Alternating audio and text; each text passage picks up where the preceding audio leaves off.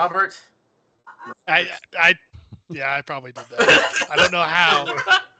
30 seconds. I blame Skype. I'm just gonna end this and start a new Skype call. Okay, going back to break stream.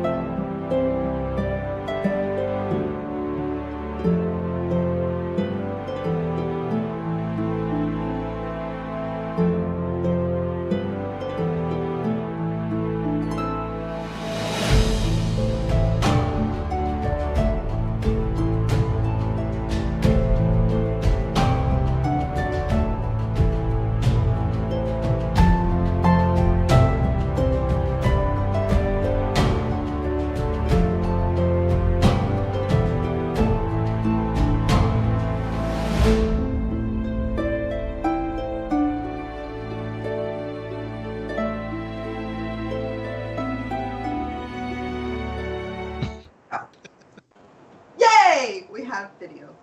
Hi, everybody! We had tech issues. I'm sorry if you're waiting for a while. You probably weren't, because I don't think there are many people that watch this. But I'm Jake. We're in Outlaws of Alkenstar, sorta. Like, the beginning is starting out with the second book in the 3-part AP, and I'm ripping out most of the guts, so we're just going to see how this goes. For those of you following along, I am keeping the first part of the second book because it's fun and actually gets them to where I want them to go anyway. So we're going to be continuing from where we left off last time, which was just inside the gates of Alkenstar. Somehow, I'll blame Nyx, there's a Tyrannosaurus Rex that had cyborg parts on it, and they had to fight it, and they cast spells, and things went crazy, and I can't swear yet. Man, this is hard. The T-Rex ended up killing some commoners, and then, well, they shrank it down and killed it. So it's this giant corpse laying on the ground, and from that point, it's obvious that these four individuals, are the only people that did and probably could stand up to this monster that just got teleported in from who knows where or when. And they are sort of surrounded by Shieldmarshals, so we'll see what happens next. As I said, I'm Jake. This is Wisdom Check. I'm currently running an NPC, Lief, Druid, Healer Dude, Plant Man. He's a Goron Cabbage. I'll be switching later on, but we'll see when that can happen. And we'll just do the other introductions real quick, and then we'll move on with the show. Robert, please. Oh, hello, I'm Robert. I play Sir Lin, the Halfling Swashbuckler. The only non-magic person, so sometimes the most useful. He did kill a Tyrannosaurus Rex. Yeah. John, please. Hey, I'm John. I play Chad. Chad is a game designer from the future. And he doesn't know what he's doing here, but he's a kineticist. I forgot his name. Yeah, he hasn't really played much, so we haven't seen a lot of that personality come out, besides, where am I? Oh, Red Devil? I'm Red Devil, and I'm playing Nimue, the Flesh Warp Witch, who appeared out of nowhere after drinking a potion and having a little bit of a mishap. Minor mishap. Teleporting to a different We're continent. not just to a different continent, but to the place where the magic is basically the worst in the world. Yeah.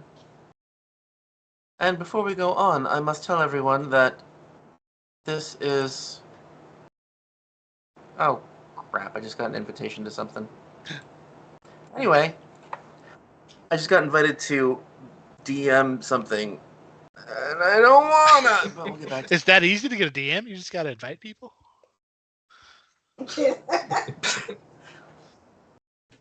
Well, he invited me to DM, so that seems kind of like backwards. Like it's Honestly, not supposed to work that way. That's weird. I don't think they know what they're in for. You're gonna flesh warp the hell out of them. Hell yeah. Probably. So this is a grown-up podcast, live stream, video, whatever. All the videos on this channel are for adults. If you can't handle swearing or dealing with real shit, go elsewhere. So same thing for this content. All kitties go bye-bye. I mean, kitties are okay. Shut up. He just meowed. All right. In Alkenstar, I just want to repaint the scene a little. So the atmosphere here is moister than it was beyond the city gates, but that moistness has this oily feel to it, so it's not necessarily better, it's just different. And in the area you are currently, I don't think I specified where, that's the northwest portion of Alkenstar. It's the hold on a second. Steamhaven. You are in the huge industrial complex that is a quarter of Alkenstar. And so there are mostly just factories, warehouses around you, and carts and vehicles that are hauling shit back and forth. And it's still dry and dusty, and the people look grimy as hell, even the law people. Also, I don't know if you guys, like, studied, what is this, French plague? But a lot of the people that work in this sector wear oiled leathers so that they can keep the gunk off of them. So you'll see basically people sort of look like plague doctors without the masks a lot of the time. And sometimes they have masks because they can't breathe very well.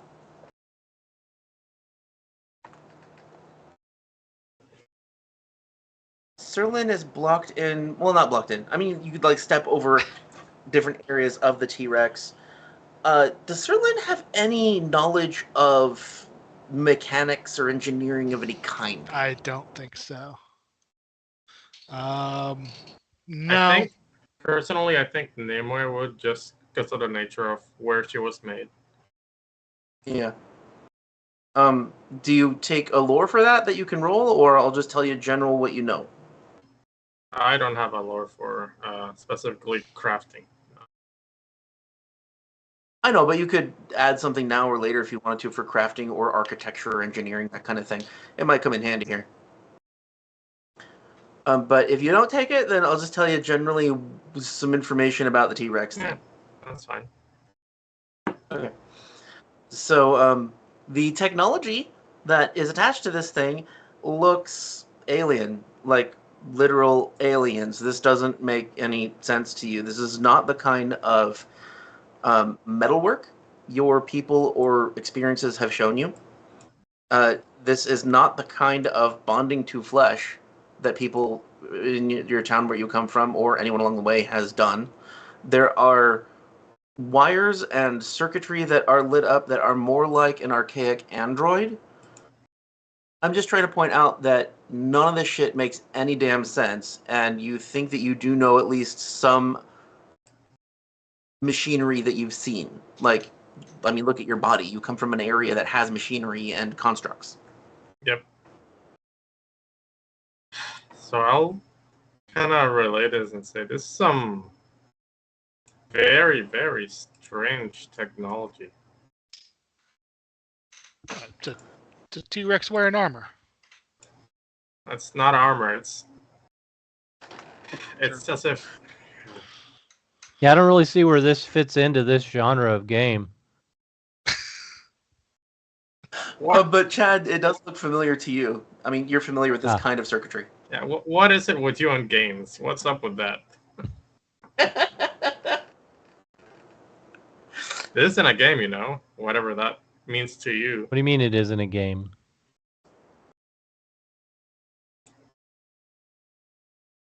And that thing could have Still have killed no you. idea what you're talking about. It swallowed me. It would have killed me. It's That looks like more like something from where I'm from than what this is supposed to represent. where you're from. Where are you from? I'm from Absalom City. Never heard of it. Can you point that? Come here. Can you point it in a map? And Nimue rifles through her bag of holding and pulls out a map. And No, Absalom is an island between the continent you're from and this It's one. like Yeah, the New York. we know it's Absalom. the New York City of the world. oh, I see. Either way, yeah. Either way, she's gonna put it on the map because she like and shows him the map. It is basically an atlas, and it's very detailed. Can you point that in a map here? Because honestly, I've never heard of any Absalom that has this kind of technology. And he called it Absalom City, which nobody here does. Yeah. So it must be different than the island because I've never heard of any Absalom City.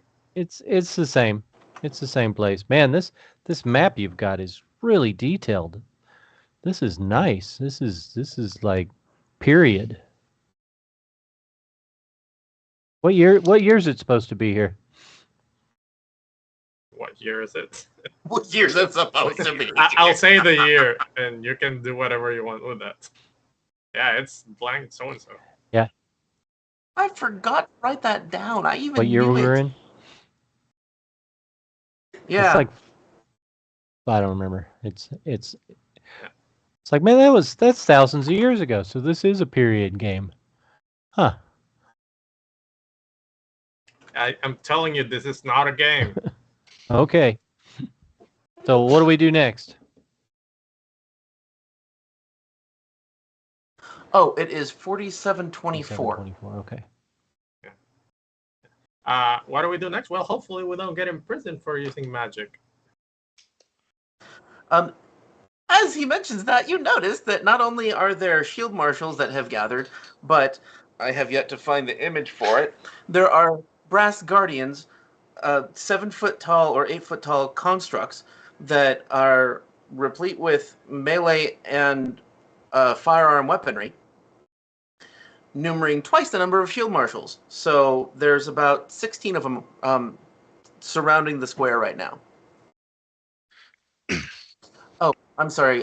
Sir Lin would know from just being here that the shield marshals are in charge of these constructs, and these they call them the brass guardians. Okay. These guardians are essentially the hired muscle for the shield marshals, so that the shield marshals are essentially just investigators at this point. Okay. Oh, good. You're here. Shield Guardian. Come here, please. I'll just point to the nearest one.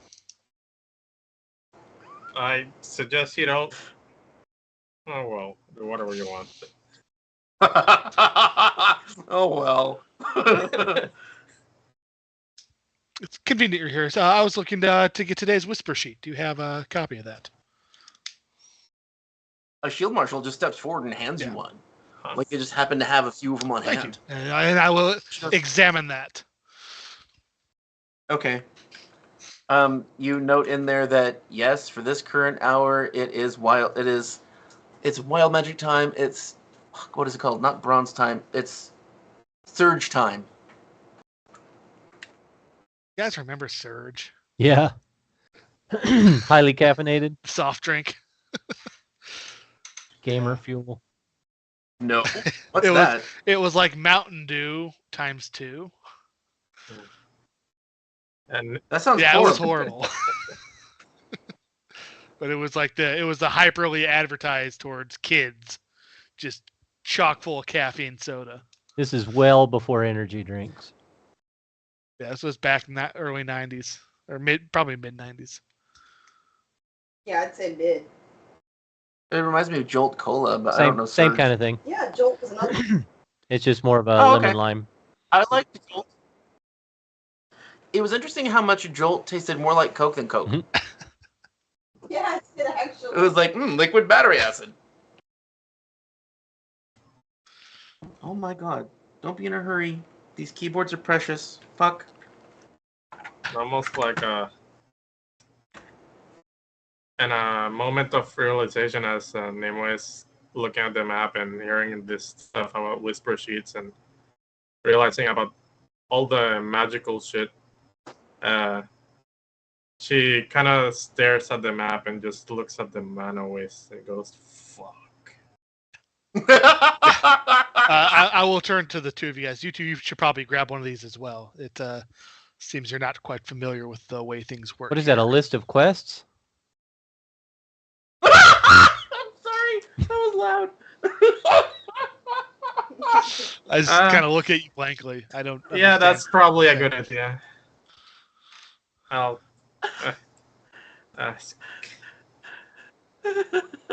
And I'll try and Because see that's if, how I would think of this one too. World of Warcraft. try and see if I can get a whisper sheet. The blacksmith's daughter's been captured. What? Kill 10 bandits. Respawn time 30 seconds. So, I'm just going to read this briefly. Men and women gather around you, mostly humans, holding rifles, long air repeaters, and flintlock pistols. It's soon a little over half a dozen of them now, with double that number of brass guardians, the real muscle of Alkenstar's law enforcement.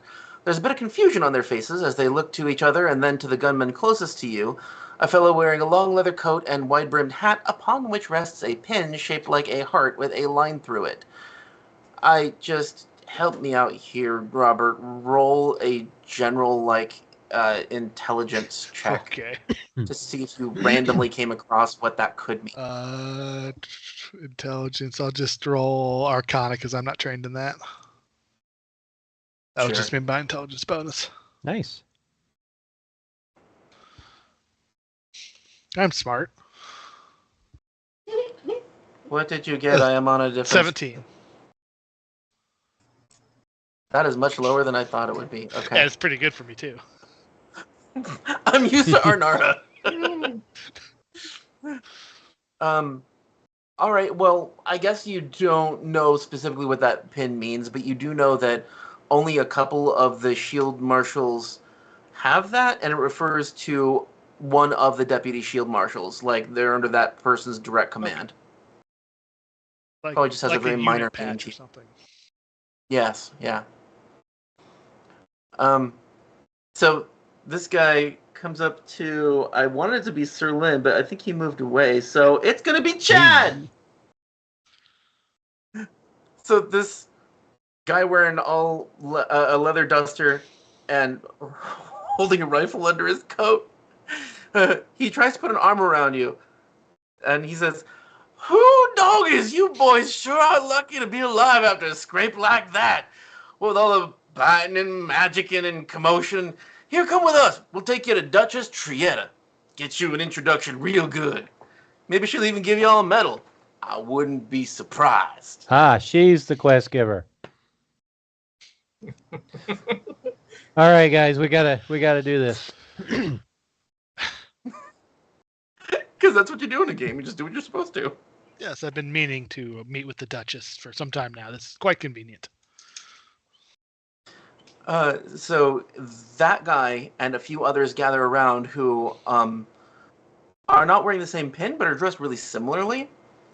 You notice none of them look overtly friendly or nervous. They kind of just look rough.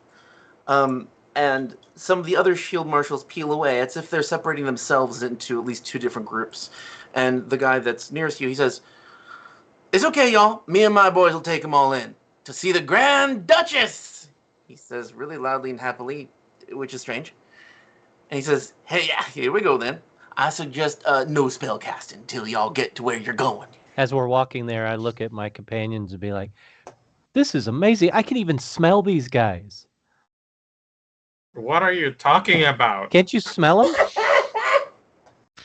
"Yes, they do not smell amazing," says Lief. I've never seen a game with smell incorporated. This is so detailed. Okay, this one's the craziest out of all of us, surprisingly. You look Yes, the most we all know normal, they but- smell. It does not have to be said. He just looks like a normal Well, human, they too. don't Yeah. care. They're just bits of code. You know, the thing I all found right. most surprising is that you're not weirded out by me. Yeah, It's a game. you see all kinds of crazy shit. You could be like an animated cartoon Oh, no, holding no. a weed whacker. Nimue Still be said a that. game. Nimue literally said that. Oh, Okay. Yeah. like I don't know if I would want to play whatever you're playing there, but I mean, to each his own. Doesn't weird me out. You could be a taco shitting ice cream. I don't know. I've seen all kinds of crazy characters.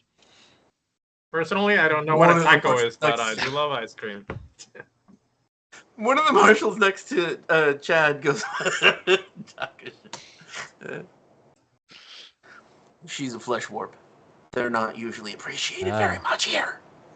They smell like necromancy. Can't you know, smell I her. would change my appearance, but I need to drink a potion for that, and you know how that works. Oh, He doesn't seem to like catch on quick, but a female shield marshal near him goes, no, don't do Yes, that. You yes, don't need. I figured it out actually. If you'd like me to hold your potions for you, I'll be happy to remove Yeah. the temptation to fuck up the whole city. No, I can control myself. Plus, I also have elixirs, which should be fine. Well, those are fine. Those are fine. hey, cowboy guys, what's the deal with magic in this zone? We're in the mana Oh, waste. you've never been to Alkenstar. Yep, she got it right. Mana waste. Magic is screwed here. It's all fractured and broke all over the place. Yeah, and she holds out the map. You see this, what looks like a hamburger. The top bun is Geb, the bottom bun is Next, and here in the middle, the lone patty, that's the mana waste. That's where we are. That's where magic is all fucked up. Oh, well, that would explain. Why would you set a magic game in the mana waste? That doesn't make any sense. Huh. But I guess this is like, is this a Galarian sandbox? I mean, where are you guys from? I mean, they're in the desert, so I guess it's a sandbox in a way, whatever that. I'm from all over, basically. Jake, did we ever figure out where I'm from? I'm from all over, but I I settled remember down. you wanted me to stop. I'm sorry. I Give me a minute. We don't need to. I can just not deign to respond to this lowly. I individual. settled down for a couple of years in Brussels, above the inner sea, if you know where that is. East of. It's in Cheliax. East of Cheliax. And Sir Lin would know that in Cheliax, all halflings are slaves. So he probably wouldn't like them. Yeah, you see him kind of tense up when they mention a Cheliax.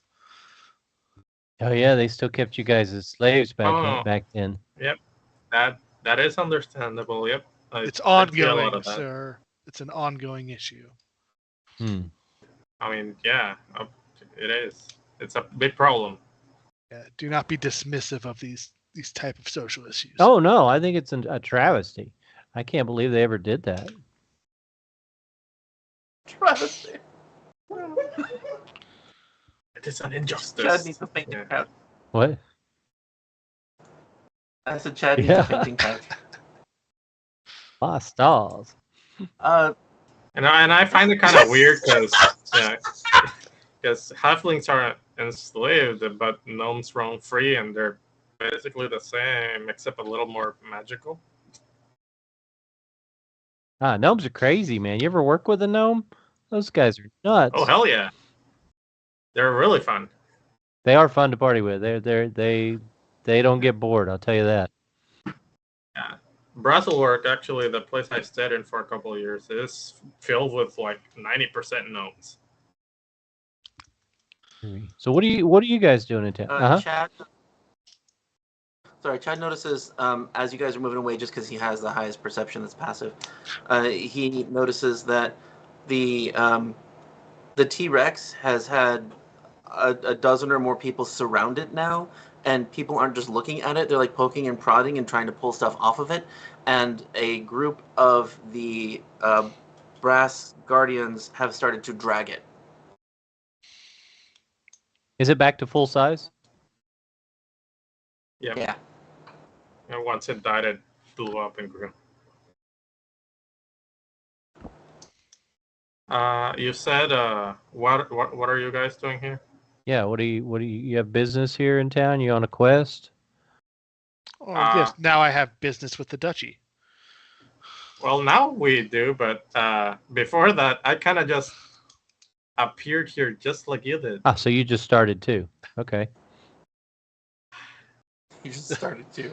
That is. Oh, I forgot. I meant to have the Shield Marshal say, we'll just leave your mounts behind. Shield Marshal Carver will take care of him. He'll get in touch with you later. I flip Shield Marshal Carver a gold coin.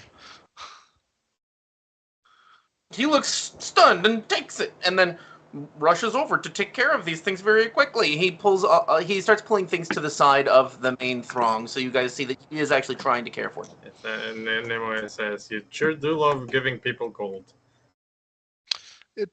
People like to know they're appreciated. Have you never watched The Witcher? Everything's coin. But no, it is very, very visual and very ostentatious.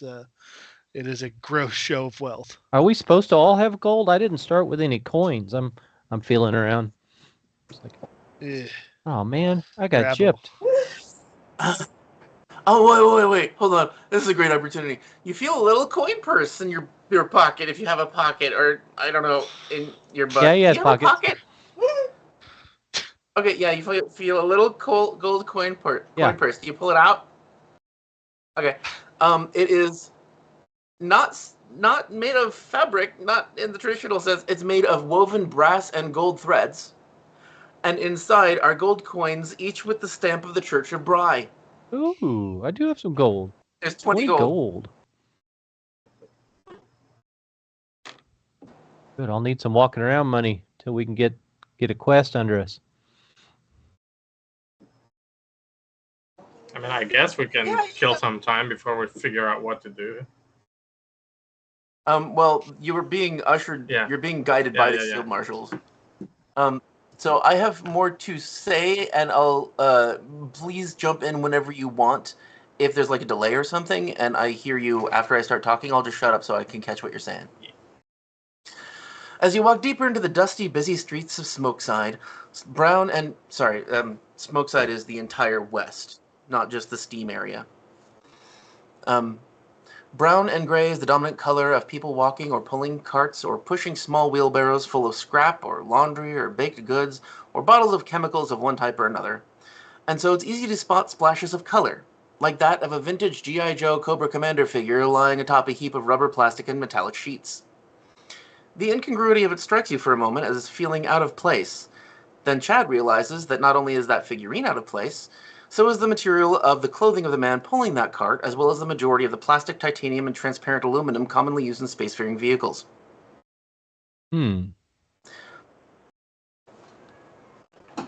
So that just looks weird to Sir Lin. He doesn't know it's anything about it. Just out of place.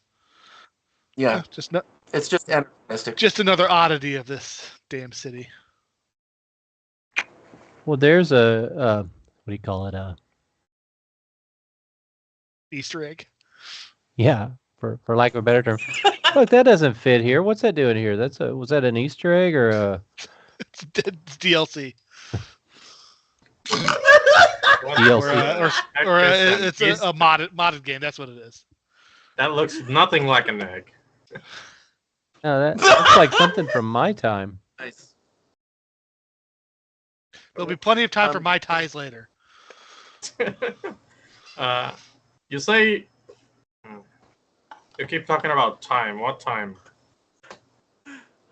I mean, the present. This is a game, and it's a game set in the past, and I'm from the present. Pause for a moment. As you guys are moving past that cart, Chad at least makes out the detail that the older teen male, I guess 17-year-old guy, who's pushing the wheelbarrow, is wearing overalls of denim with brass rivets and Stanley branded steel toe leather boots. I point to him. I was like, "This guy. This is all wrong. None of this stuff he's wearing should exist here." They're even from different times. Anachronistic. That's the word I was looking for. This is all anachronistic. Hey, I've been described like that once before.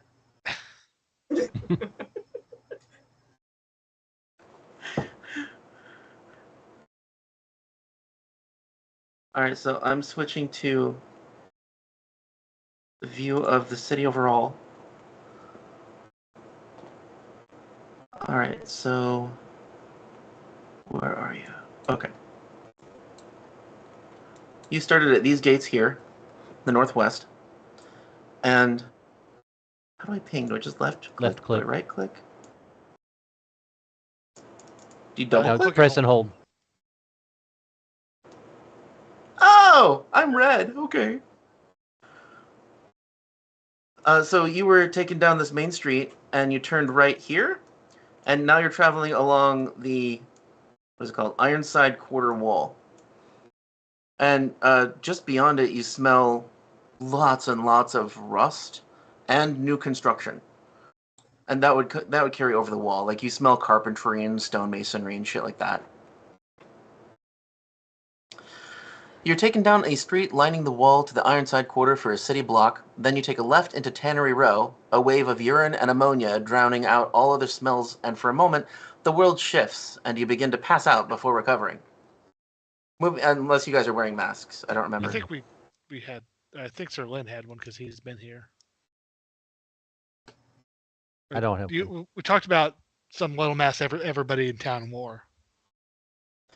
Yes, but I think that was when there was still Raven and Yeah. Nix here. I remember Raven was like, "I don't breathe, so I'm good." But Right. Sir Lynn would have one, right? Okay. Yeah. And so can I just get one for Nimue? Yeah, they would just pass out cheap ones, but they'd help at least.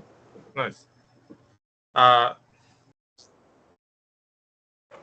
Before putting it on, Nimue is gonna try and look at it and see if she can possibly make one. It looks very cheaply and easily made. Yeah, you kind of just need some Cloth and a string. cloth. Right. Basically, some cloth and leather, and you could make it. That should be easy enough. Because it's so poor, it only gives you +1 to save versus inhaled effects. Yeah. But it does make it smell better. What if we got some M95s? What's that? What's our plus on that? Do you have yours, Andy? Here. Computer mute smells. And it would actually be a lot better for Nimue because she can just cover her face and people can tell what she is. Yeah, it would be much better for her, except for that weird horn sticking up. Except she pulls up her hood, Oh, there you go. which is also a magical hood that makes her seem more normal. Did you just use magic? No, but it's a thing that's already like a Yeah. yeah. You notice, actually, I don't know if you can tell. If you can tell the effects that it's having, then you notice that the effect sputters. It cuts in and out as you go through different sectors of town. It's like you're walking through dead magic zones. Huh. Interesting. So not all the time. We're not always like with random magic and dead magic. Right. Yeah. And there are different parts of the city that are more or less stable. It's just chaos. All right, so you are taking down a street, lining the wall. I said that part. Where am I? We're in Urine Alley. Thank you. Yes, Urine Alley. That's what we're going to call it now. No. Screw Tannery Row. It's Piss Town. Gonna fly over it. Oh, that's why it smells like piss, because it's Tanner's. That makes sense. Yeah. Moving swiftly down this wet street, because the Shieldmarshals don't seem to want to be on the street very much, you take a sudden right between two buildings where no street should be, because there are no people coming in and out of it. Maybe it's a shortcut. And then I take y'all to this map, and hopefully I'll bring everybody over. Just point out there's a bar in my town called Tanner's, and it does smell like urine. Well, But it's a bar. That's wrong. That points to a health issue. Yeah, it's not a great bar.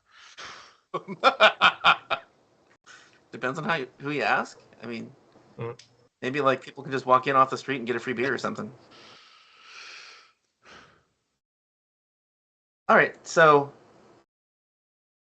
Oh, fuck. Damn it. See, this is why.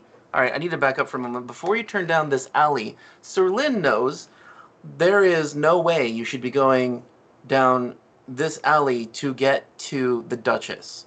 You should be taking the most direct route to get to the other side of the city. It's not like the Duchess is in an alley around here. Shield Guardian, you. Yes. What are you doing? Why are we going this way? There are no Guardians anymore. It's just the Shieldmarshals. Oh, Shieldmarshals. You, Shield Marshal. There's 2 dwarves and 4 humans. And the guy that was talking to you, he'll be a human because I am, and it's easier. He says, "Oh, right down there. Keep going, right down, right.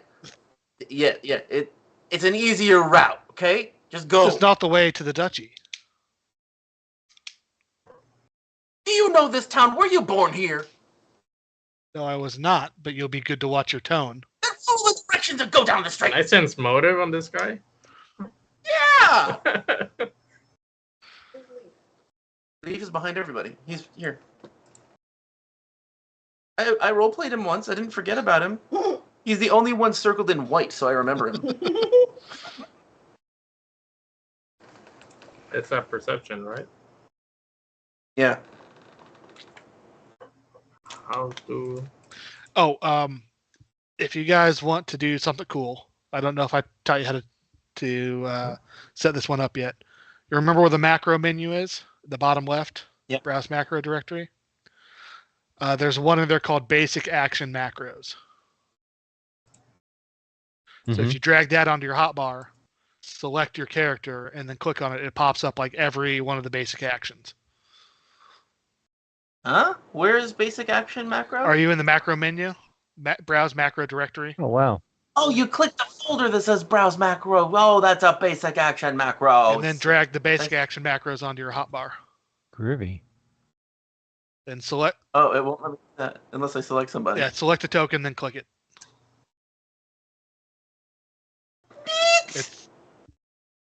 It's color coded, like trained is blue, experts purple, masters gold. Oh, what you are expert or master in? What your selected token is. Whatever token you have selected. Okay. Leaf is good at requesting things because he's a little beggar boy. And Nimue got a 23 on that perception check to sense motive. Ouch. Okay, that dude's up to no good. He is clearly trying to use force, and there's something very suspicious about him. Yeah, I don't think any of us should be going anywhere without you telling us first what you're planning on doing.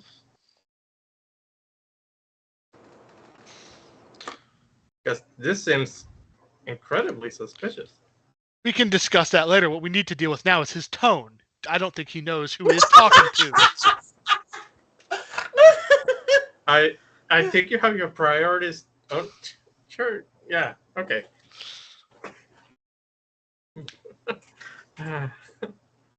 This smell like a trap to you guys? It does. Roll initiative. Oh, initiative. He's gonna try to crack Nimue upside the head with his rifle. Bitch. Okay, can you put us into the encounter? Can I use a reaction for this? Yeah, I can. Ha! I don't see why not. Yeah, I was trying to see what reactions I had. Dude, I don't remember how to start. Oh, I just select everybody. That's Yep, select fine. everybody, right-click one of them, and there's the sword and shields button. Shit. Hold on a second. I mean, I think we can all do it ourselves, but you can do it all at once.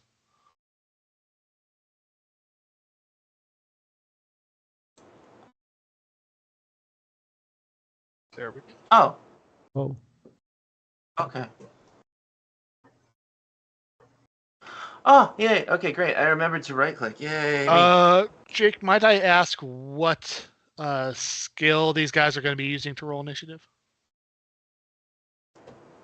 He who has all the reactions. I know, this is so random. Like, how should I respond?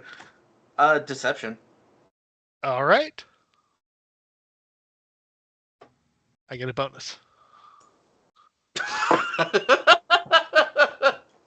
Great. Your character is going to be confusing as hell for a while, I can tell. No, I got it under control. No confusing for me. You're gonna be like, okay, wait, what action did he take right before that action he took that I'm not responding I just trust that everything I do is perfectly legal. to? And I will take the opportunity to demoralize the guy as I was dressing him down for being rude to me. Okay. So which schmo was that? That was. God damn it! I moved everybody. Ah. We're a flash mob. We're dancing. Well, it should be, it should be closer to the entrance to the alleyway anyway, because you guys weren't really happily going forward. Leaf was because he's an idiot. And Sir Lin would have too if the guy wasn't rude about it. He's not an idiot. He's just a vegetable.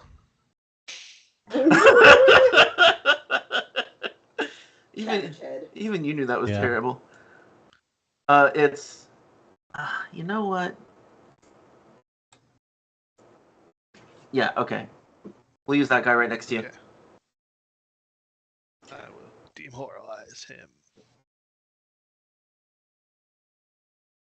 What was I doing? Shit. Smacking him with a gun butt? No, I wanted them to roll initiative. Just to try and count and plan out my turn. How many actions does it take to pull something out from my bag of holding? One, I think. One? Okay. I don't know. Robert? Yeah, it's just action. As long as like the bag's not in a bag or something, you don't have to do No. Yeah. Just an action to grab it out of there, I think. Nice. I thought that was only if you already have the item on your person. Let's look up. Do they have a handy haversack in this They do one? not. Oh. I know. The haversack was amazing. Yeah. I would have taken that one if they had it.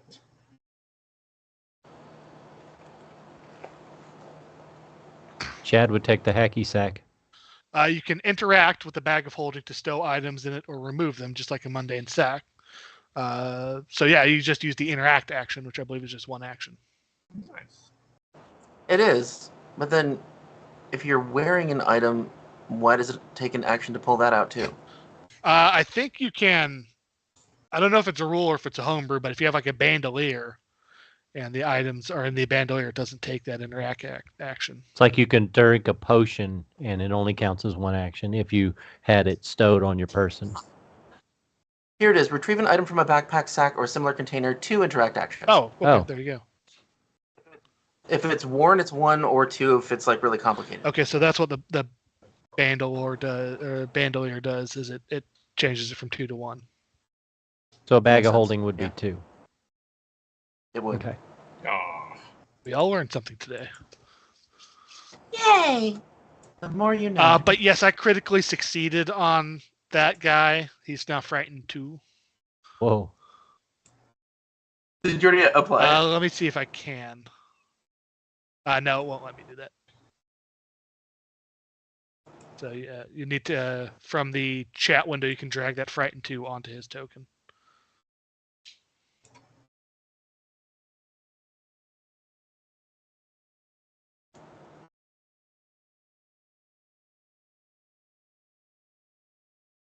Oh. It was before I rolled all the initiatives.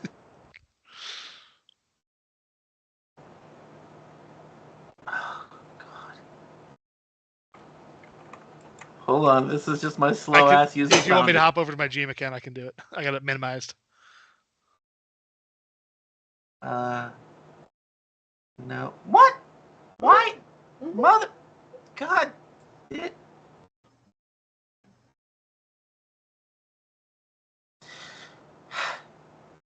Okay, I have to redo all their initiatives. Yes, you please do it. Okay. Sorry, No problem. there are things happening. Yeah, we're getting attacked.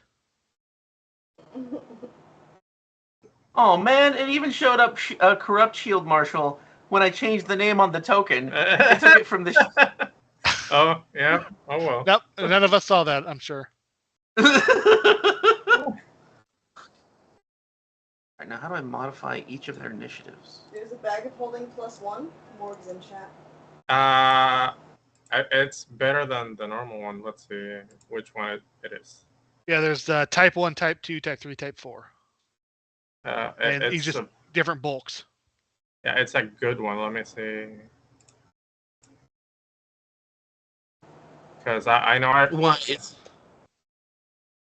I renamed What? it, but it is the level 7 one that can hold 50 bulk. That's type 2. And they're not bags of holding anymore. They are now spacious pouches. Oh yeah, I actually renamed it Extra Dimensional Satchel. Yeah, one of the more humorous and idiotic changes of the remasters. It's a spacious pouch. Yep. Yeah. It's a TARDIS tote. Yeah. TARDIS I think tote. that one's I like copyrighted. that better. At least it's not the smuggler's cares? sack. I would have called it the prison pocket. Oh. Oh my god, no, we should not call it that. I think that one's already taken. I think Morg was just making up that bag of holding thing because that's not a thing. Oh, okay. Oh, yeah, he said that. See, why do I believe things I read? First campaign I ever ran, I gave the party a fanny pack of holding. Yeah. the gruff dwarf fighter had to wear a fanny pack the entire time.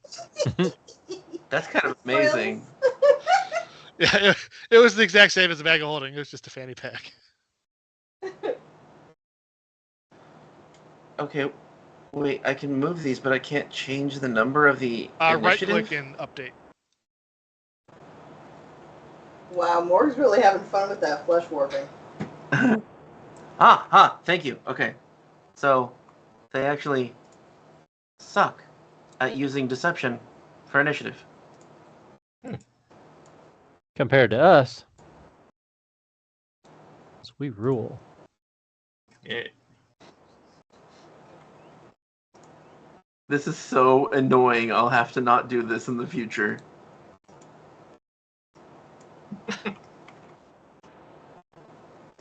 You know what? Fuck it. They'll go on 15. They're coordinated. Sure. It's just easier. More like coordinatedly slow. They're all slower than us. Somehow. I'm almost done. I'm sorry, guys.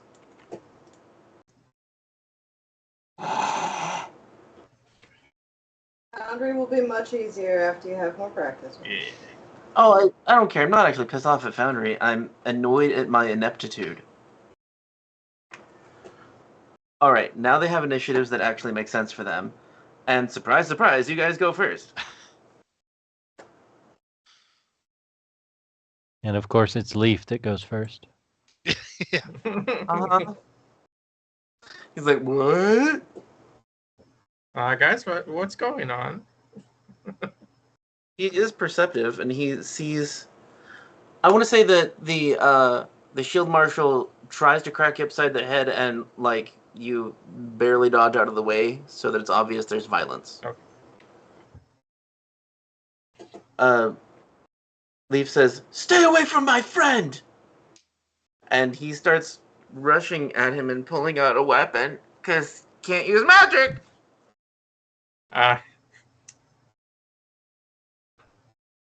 You can't use magic, or you shouldn't use magic, because those are two different Shouldn't things. Yeah, there's nothing stopping him. Yeah. Except good sense. Makes have good sense. It's a good thing I'm playing someone crazy. God, he can't summon his fucking shield. All right, well, he tries to summon his shield. You guys notice the motion he always goes through, and nothing happens. We're in a dead magic zone? Yeah. Fuck, I'm useless. And then he pulls out his sword. You can still command your familiar, just can't use What any magic familiar? powers. It's dead. That's right, it's dead. I forgot. Yeah, it's I got a guy talking in my head now instead of the familiar. All right, you guys just That's have to survive long enough for Serlin to take care of all these guys. he might be able to on his own. What? Oh God, the stupid bitch! If I hit escape, it stows the encounter tracker. That's annoying. I don't know that. Because I tried to deselect everyone so I can see everything else. Is there a different way to deselect? Just click and drag a box in an empty area. Oh my God, you're right. Thank you. Dead magic zone Why aren't you means magic is dead no matter what, even like I'd constantly be happy to active run magic. combats if you want me to. Correct. Constant magic effects don't work. Do you remember Forgotten Realms, the Places of the Broken Weave? Yes. Same thing. It's dead. It just doesn't function at all. But that doesn't mean that you stop having a familiar, but it does mean that you don't have, like, special cool shit with your familiar. Yeah. Like, you can still command it, because that's a feature, but you lose the empathic link. Yeah. Okay. I know, the familiar doesn't matter to you right now. All right. So Leaf spent his turn getting to somewhere to maybe hit somebody with a sword that he pulled out. Or Morningstar. Serlin. All right. You want to hit begin encounter? Oh my God, thank you, yeah. Yeah, we can cycle it to... Begin encounter. Cycle it to moi. All right. So, you have besmirched my honor. You have acted like an idiot. I challenge you to a duel. Do you accept? Nah! You throw gloves at him, you gotta throw gloves! I actually don't really know what to do now. It would be dishonorable of me to attack him now that he said no.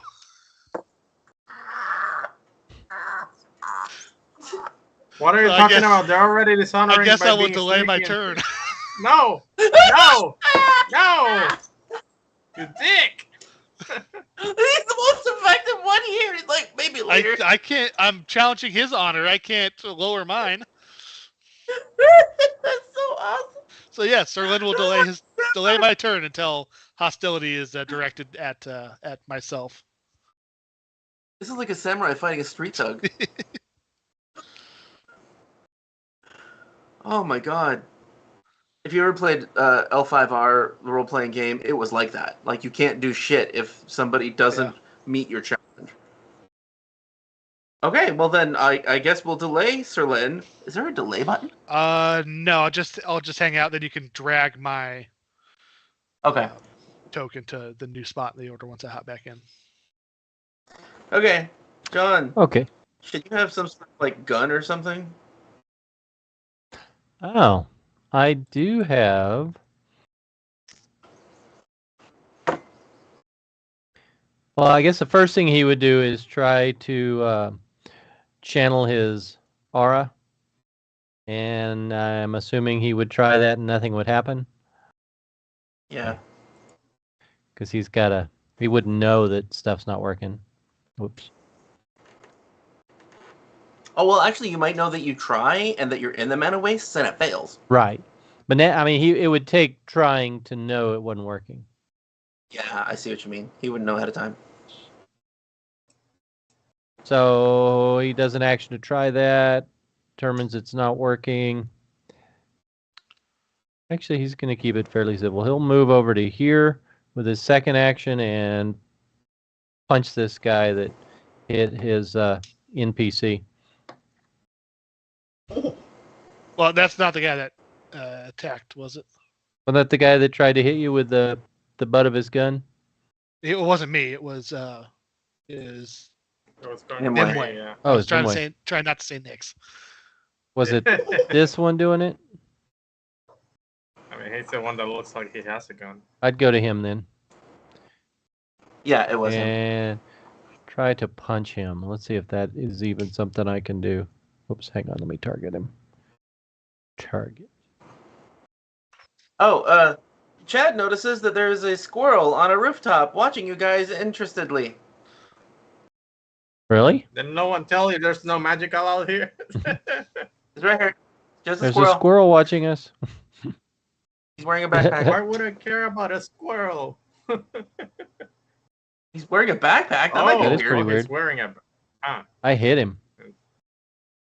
Was that just like an open hand slap? That's what you do in a game. You just punch everything. Yeah. What's going on? Until you get a weapon. I know this is amazing timing, but I have to pee, so I have to go for a minute. I'm sorry. Yeah. First break? Yeah, first break. Run the thingy. We're running the intermission. Welcome to intermission.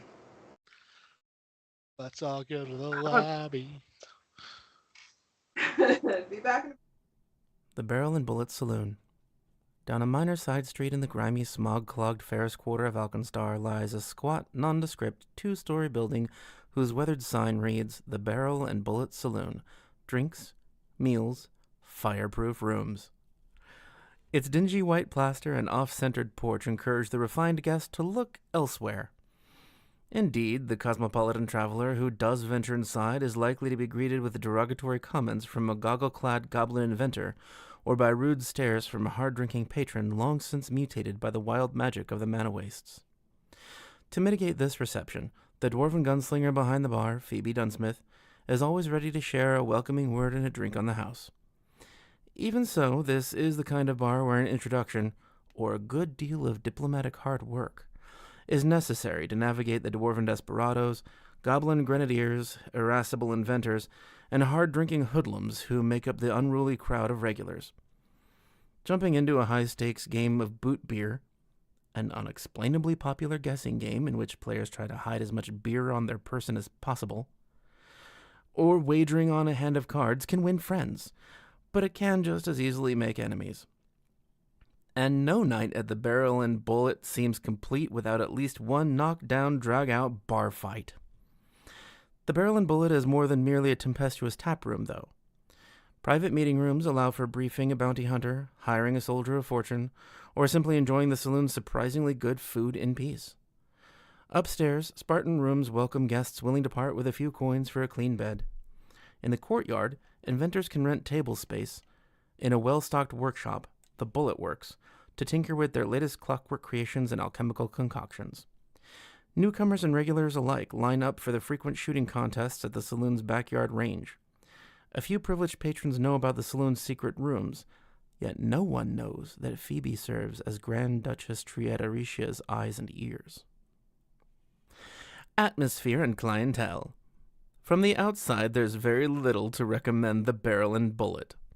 The saloon's street-facing entrance can be accessed via a sturdy wooden ramp attached to a far less sturdy, low, asymmetrical porch.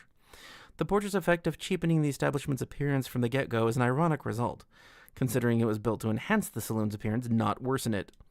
It was also meant to attract more customers. One owner even had grand ambitions of setting out some simple lounge chairs. But the smoggy Ferris quarter isn't exactly known as a great place for outdoor congregating, and so those plans swiftly fell apart. Currently, the neglected platform's only function is to hold several of the saloon's namesake barrels, all empty and rotten. The porch leads directly into the heart of the saloon, the tap room. Although a large chamber with high ceilings and wagon wheel chandeliers, the tap room still feels cramped and congested. Its tables are often at capacity, with additional patrons standing around and resting their drinks, plates, or cards on barrels. The tap room's walls are cluttered with faded but colorful murals, clockwork devices in various states of working order, and other bric-a-brac collected over the decades and passed down from owner to owner. Phoebe Dunsmith has respected this tradition by adding her own touches, while also keeping up all the many curios she's inherited. The tap room's most arresting feature is an impressively long bar opposite the front doors. This solid slab of jackwood reinforced with iron straps stretches over 30 feet long. From behind this eye-catching altar, Phoebe Dunsmith holds court with her sparse retinue of barbacks, servers, and cooks. Rare is the night when Phoebe can't be found behind the bar. On the occasions when she has other matters to tend to, particularly her work as a secret informant for Alkenstar's Grand Duchess, one of her two most trusted employees, her cousin Fosirter, or her constructed assistant Vaskin, ably takes over. Once the saloon closes for the night, the tables and barrels are pushed aside to allow weary or drunk patrons to sleep on the floor for a reasonable price, under Vaskin's watchful eye. On any given night, the atmosphere of the Barrel and Bullet feels charged with excitement as well as mild danger, like a raucous party that's just one spilled drink away from erupting into a full-on melee. Attracting Ferris Quarter regulars who seek a spot not beholden to the entrenched street gangs, the clientele tends to be assertive and garrulous, hard-edged survivors or work hands looking for a place to blow off steam.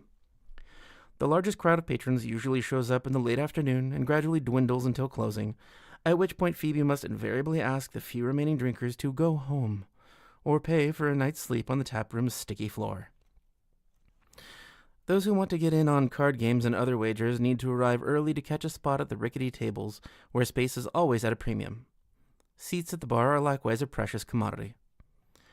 Most nights, at least one fight erupts, usually with fists and chairs flying and a table flipping over. Phoebe does her best to keep the lid on such activities, directing her capable bouncer, Urship, to force brawlers out the door before the guns come out. Occasionally, the fighting gets out of hand. Patrons cower under tables as Phoebe shouts from behind the bar, and at least one window invariably shatters as a body flies through it. If she really wants to return the bar to order in a hurry, Phoebe isn't afraid to fire a warning shot from her dwarven scattergun.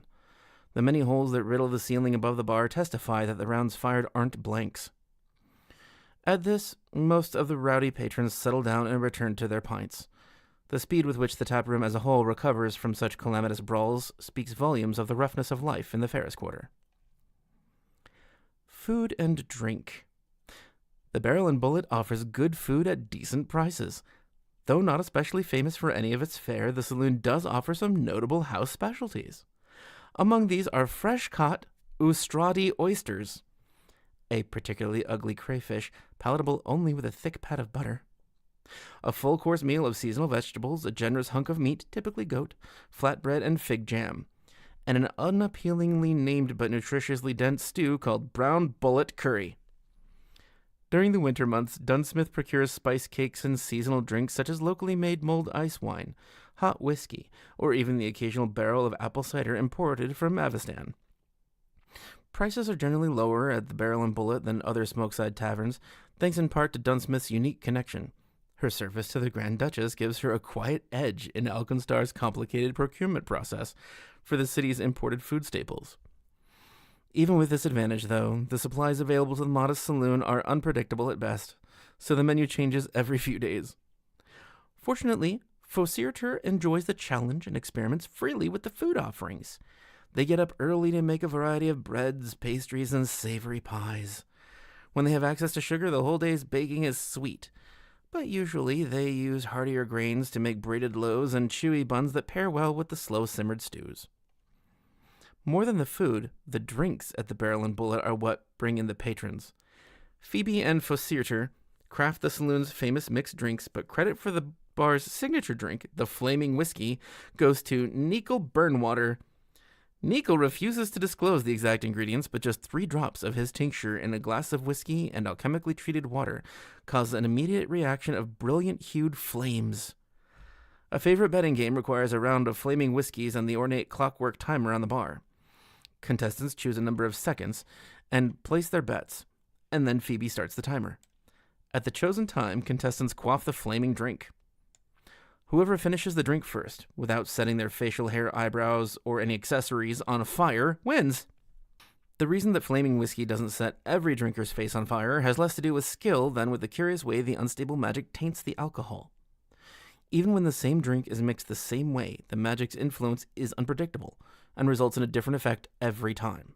In other words, Nickel's secret mixture creates flames, but whether those flames are an illusion or an inferno or a hallucination or something else entirely depends on what sort of magic hides in the whiskey.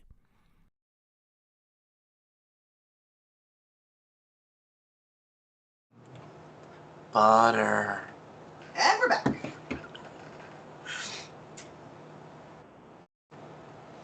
Thank you all for sticking with us through the commercial break. What the hell is that X that's on the screen on the map? X? Oh, that's me, isn't it? I have no idea. Yeah, I don't see an X. What is this? I don't see an X. Why is it there? You're the jam. No, I'm not! What did I do? Well, anyway, did Chad hit the shield marshal, right? He went up and gave Okay. him a good little punch. Because his magic's not working. Something wrong with the game.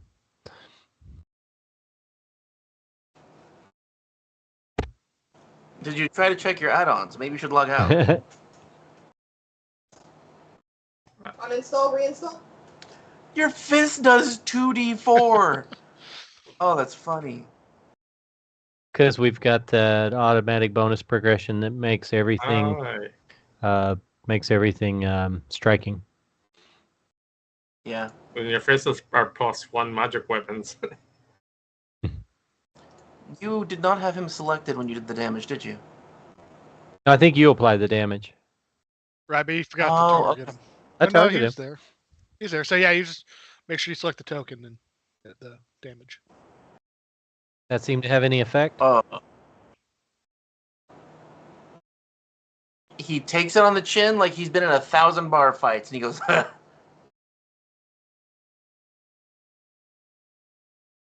mean, it connected, like, you punched somebody, it didn't seem to phase him. He's got a lot of hit points. Oh, shit. No magic and a lot of hit points. Quick, pull out the piercing weapons! Oh. I know, it's not the same thing. I'm quite glad, but I kind of miss the really stupid fights of the slithering. Oh, I wouldn't do that to you guys again. I'm just saying they were silly, and that's funny. that's all of my actions. Okay. So Nimue is gonna take out her dagger and stab this guy.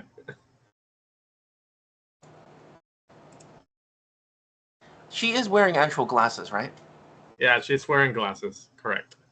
Okay. Now the glasses are magic items. That's not to say that they're actually working, but yeah, she has glasses. Okay. Gave her a +1 to crafting. Where is? Why doesn't it? Do I have to? I think I have to go to my inventory and actually equip or. Yeah, I got to draw it. Yeah. She's not used to this having to pull out weapons. Nope.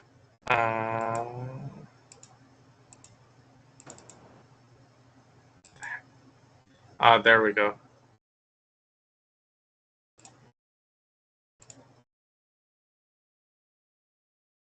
Oh. Oh. You've got a Oh, it's funny. Haven't gotten one of those in a while, so here we go. Crit damage. Hell yeah. Hey, that's amazing for a caster not casting. Yep. Stabbing this guy like an absolute fool.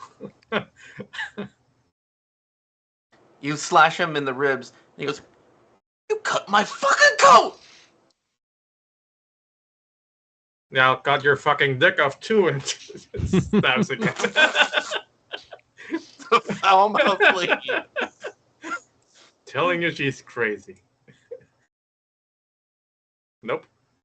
Unless a 17 hits. I don't know these guys. Yeah, it's a miss. It's a miss. Oh. Yeah, I'm targeting. One more action, and I can't use magic.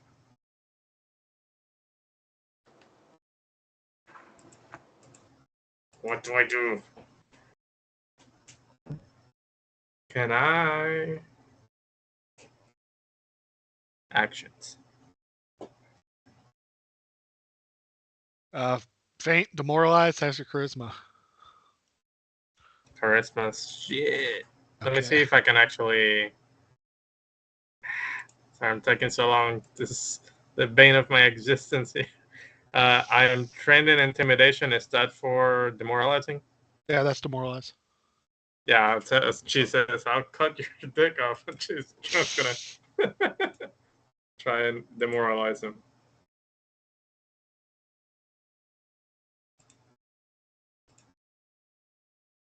That's a 23. You did not have him targeted. Did I have him You targeted? did. You just rolled. specifically? You need to go roll demoralize. You can do that through Where is that macro we just added. Oh, I see. Yeah, because it wouldn't be the action of the What device. macro were? The basic actions macro. Remember before break, Action. I had you drag it onto your toolbar. Let's see. Intimidating, glare, demor. Oh yeah. Yeah, demoralize. You can click it from there too. See in the chat window that demoralize action.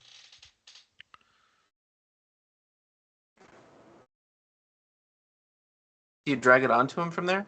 No, he just opens it and roll. And you have to roll the intimidation check from the demoralize. Is that in the HUD? No, it's the chat the menu. chat menu. You just put up your intimidating glare. You see where it says demoralize in the box. Click on that. Yeah. And then roll intimidation out of that. Now, okay. So. No, roll it again because you would have actually succeeded. I did the math. I just want to actually see you succeed. Okay. So just roll it again. I think. Again? You beat it by 1 a moment ago. Hey, there we go. Fine, whatever.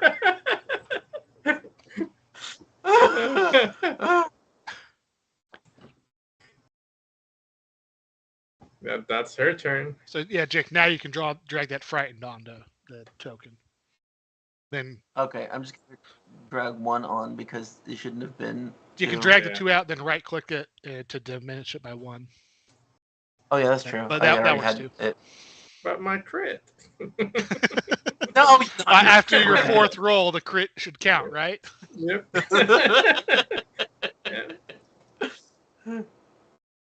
Okay, so that is Nimue. All right. So then the corrupt shield marshal.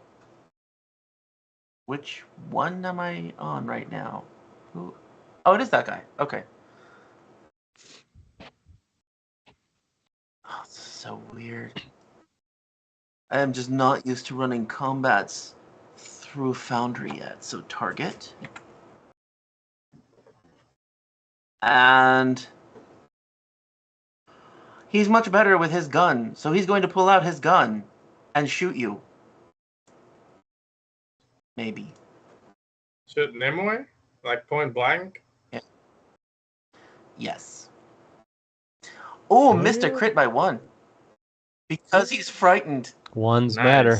Yeah, that the module modifiers matter. Points up, stuff like that. Hold on, I gotta read how this works. Because I have a reaction, but... You have a reaction? Yeah, I have a reaction that I can do something, but I don't know if it works in range at the same time. He's like, let's see, a melee strike. Damn, no, never mind. He's in a melee range. Oh, I can do it? Below you away position. Cool. No, it's not. It's not melee. It's considered a range strike, but he's in melee range. I don't know what it is. The thing I used. It's a melee strike, right? No, it's a range strike, but it doesn't make sense. I know, my. Yeah, so. What? The gaping flesh that I put in the chat there. Right. It probably wouldn't work, right? No, it's fine. It'll work. Oh. It wouldn't work either way because it says that damages you. And he missed. Oh, no, he hit. Yeah, he hit. It wasn't a crit. Sorry. Yeah. So. Keep eating your enchiladas. It's chicken parm. Mm. Yeah, you see it. Chicken Alfredo. He shoots Nimue and bullet wound sprays black viscera on him, and he needs to make That's very. Very sexy. Good job. It needs to make a 28 fortitude save. And you take 7. And okay, so do I roll that with him? How do I untarget someone? Ah, like that. DC 28. Is that right? That is. Yeah.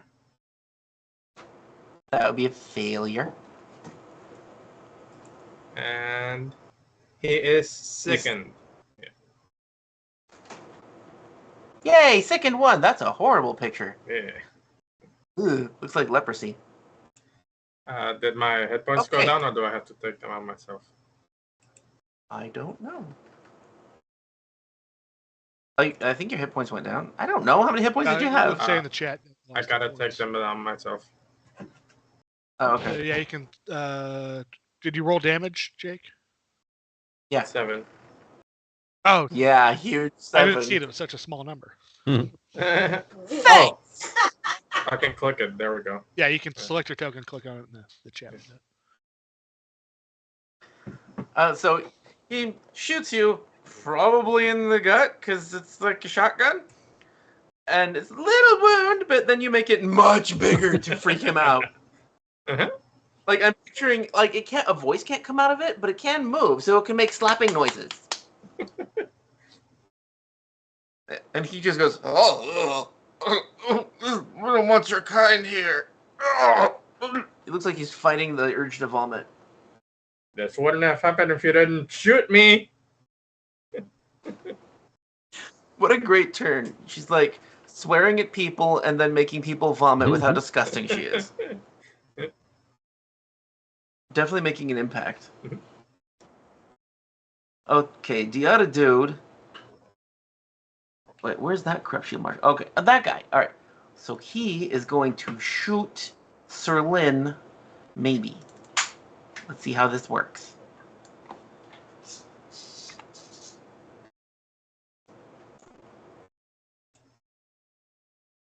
And he tries to shoot him with a pistol.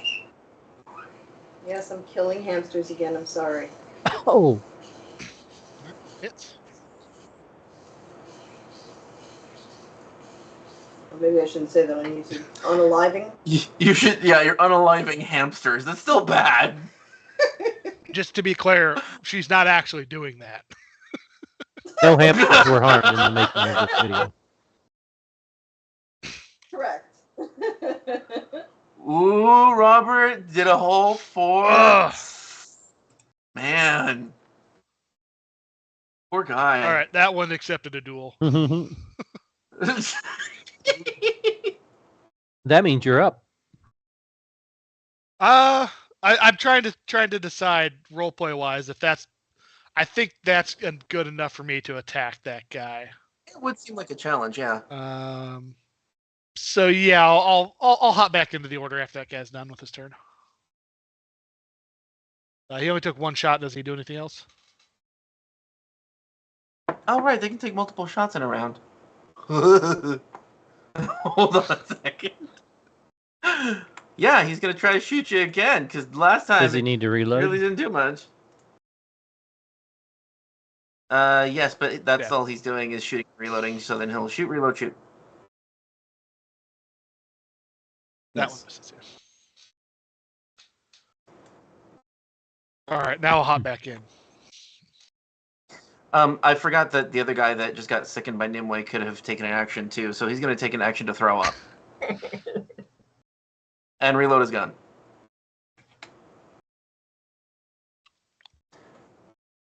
He has to roll the stupid DC again. See, this is the... Dice are faster! Then roll dice. That's a 3. Nope, he's still sick. All right, so in the turn order, you can drag me down to below that guy. Okay. You're on a very slow 34. Oh, it changed it to 18. Yeah, it auto adjusts. Cool. All right, so I will. Hi.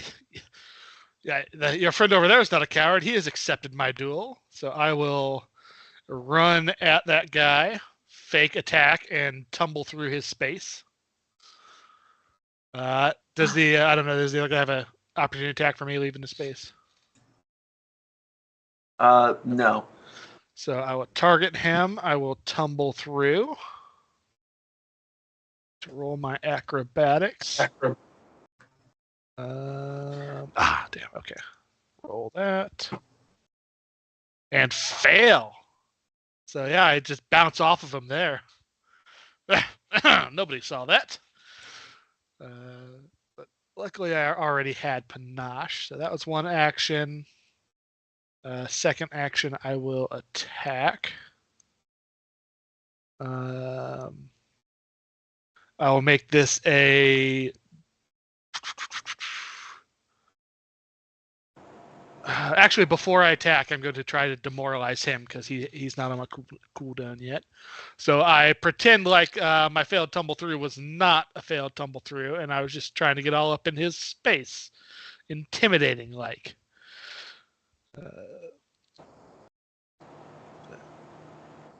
So second action, demoralize. Oh. Success, frighten him for one, then third action, attack. And I will make this a bleeding finisher. So did you drag the frightened onto him? Hold on, I will try. Frightened. There we go. And Thank you. bleeding finisher. Oh shoot! I forgot I didn't have my weapon drawn. You don't have quick draw? Nah, I don't think I do. Do I? That would make sense for a character like me, but I don't think I have it. Is that a ranger only feat? I think or duelists have it. But the single hand archetype, but I didn't take that one. Gunslinger, Ranger, Rogue, Alkenstar, Agent, Butterfly, Blade, and Vigilante. So not me. All right, so yeah, sorry, ignore that frightened. I couldn't do that and attack. So that should be a freaking swashbuckler thing, man. You're right, but it is not. So yeah, you got the frightened off. Yeah, go ahead. Click the frightened off him. Okay. Sorry, I'm taking forever on my turn. Dude, I don't care. I took a lot more, so you're fine. And I admit, something's not working, guys. That's the end of my turn. Weird random luck. I the lack of magic, I'm telling you, it's affecting everyone, even the non-casters.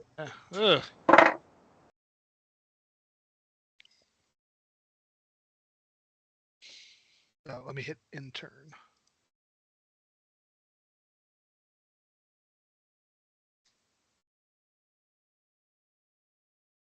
Okay, and then 4 gun marshals. Okay, I gotta figure out how to do this the fastest way I can. How does this work? Can I select multiples? No. Can I do it like this?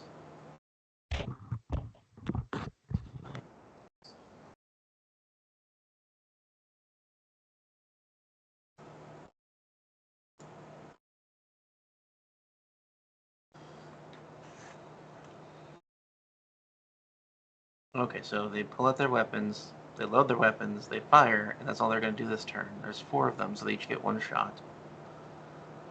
Just tell me what your AC is. For who? I'm sorry. There are going to be 3 of them shooting at Sir Lin. 27. That's what mine is.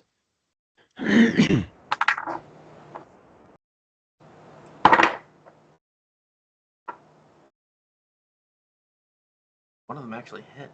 That's weird.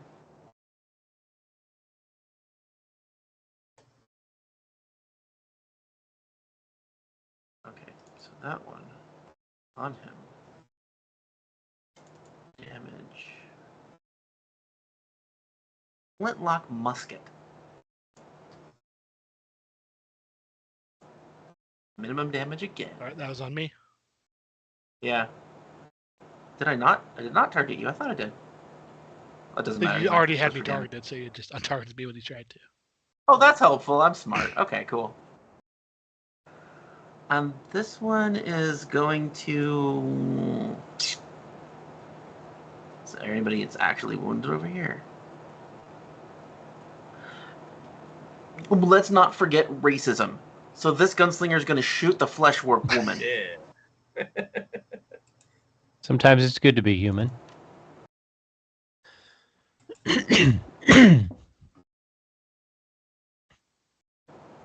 Whoa! It actually hit. Barely. Mm-hmm. Bit.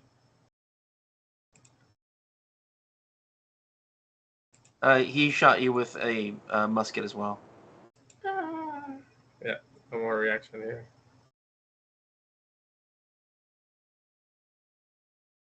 Okay. Now, how do I add more people to the initiative tracker? On their token, right-click their token, click the sword and shield. Blorp.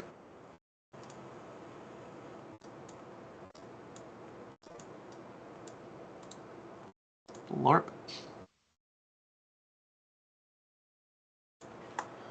Shift click. Shift click. Shift click.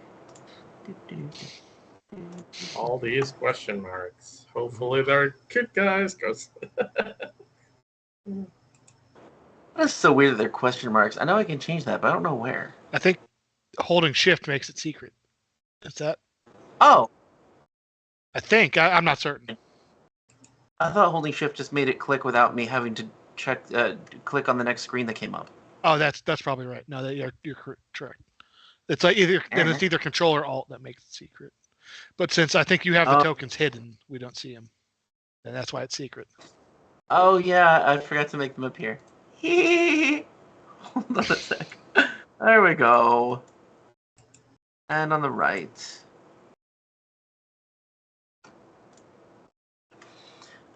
So there is. All right. So this lady here is a dark-skinned dwarven woman with just way too many guns on her. But she's holding a shotgun, a dwarven scattergun, and she says, I'm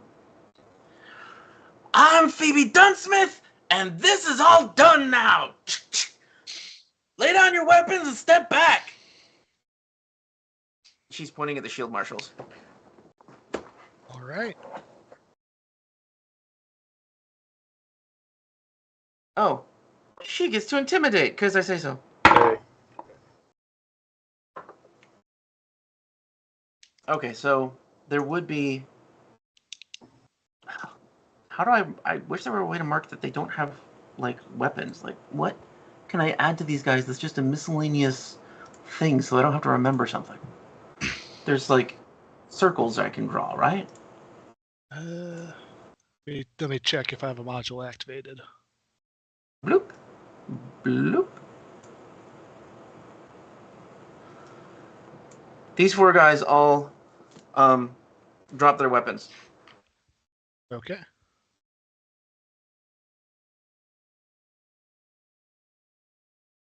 I know that was very silly, but it works. So the people on the left just straight up come out of this building. It's a big ass double door that they just step right out of. However, the one on the guy, well, I can point. So this dude here, he doesn't actually come out of the door. He steps out of the wall, obviously magically. Hey. And hey, we could says, use magic. "Hey, you glasses girl, come on this way. We got magic." Oh, hell yeah.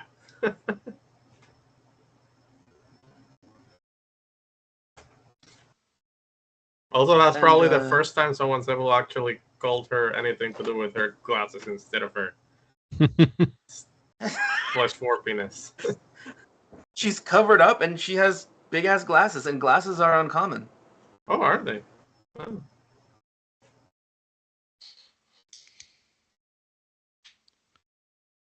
Alright, so none of them go yet. It's Leaf's turn.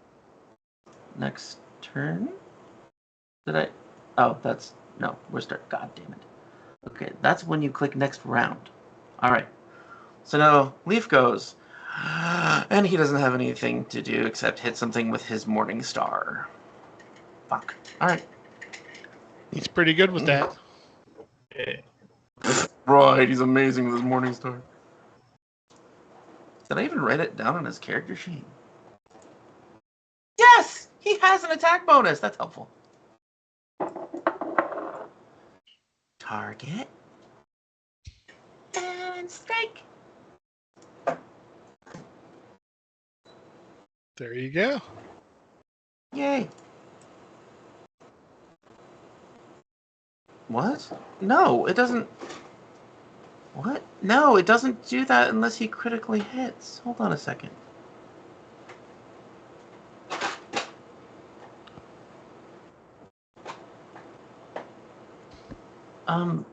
Where the hell... I thought that was only on a critical hit.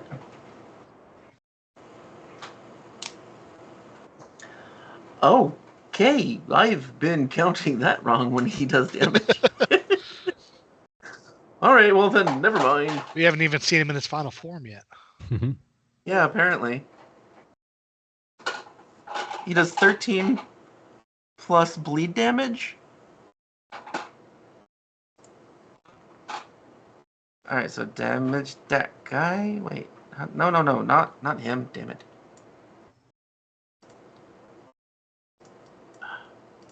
That guy. Damage. Yes. Okay. He took damage. Yay. He's down to only 92 hit points. It's nothing. Great. Oh, and Leaf will try to hit him again, because he's not used to just wielding a club, but I guess that's what we'll do. And that's plus 10 map. Bink. Hit barely. Hit because of sickened. Wow. Nice. I did try to get rid of it, and he failed. Okay. And damage. Did you shift damage too? Yes, you can.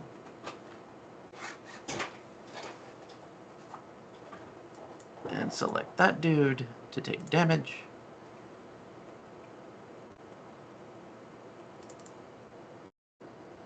Okay. And is there a way of automating this faster? Just get used to it. There is if you have a token selected, there's like a drop down menu. You should see at the top of your screen, so you don't have to go back to the character sheet. Oh. Oh, look at that! Yeah, I don't use those. Cool. I don't Nice. either. I do everything from the sheet, but that's there as an option if you like that. Maybe that will make me go faster. I will try that next time. It just takes Alright, so practice. he hit and missed. Good job, Leaf. He's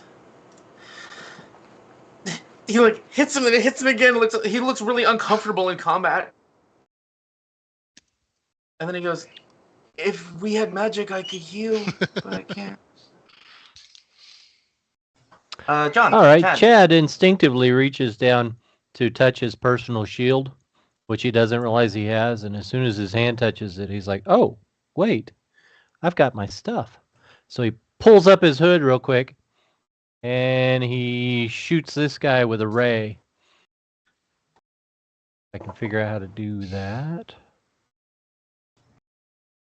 There's no magic though. But wouldn't that be tech?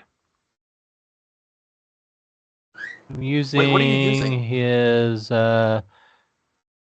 Cassian helmet. Oh, that's right. Okay, yes. Please make a note on that. Somewhere on, I'll write on it. I need to remember that it's not magical. It's Stacian technology. At least that's what this Okay. world would call it. Yes, go ahead. And it's automatic. I send out beam, so the guy next to me needs to make a DC 20 reflex save. God, you guys just don't like it. He didn't drop his gun. No, he didn't. That's fair. 20. Reflex save. DC what? That should be fairly easy.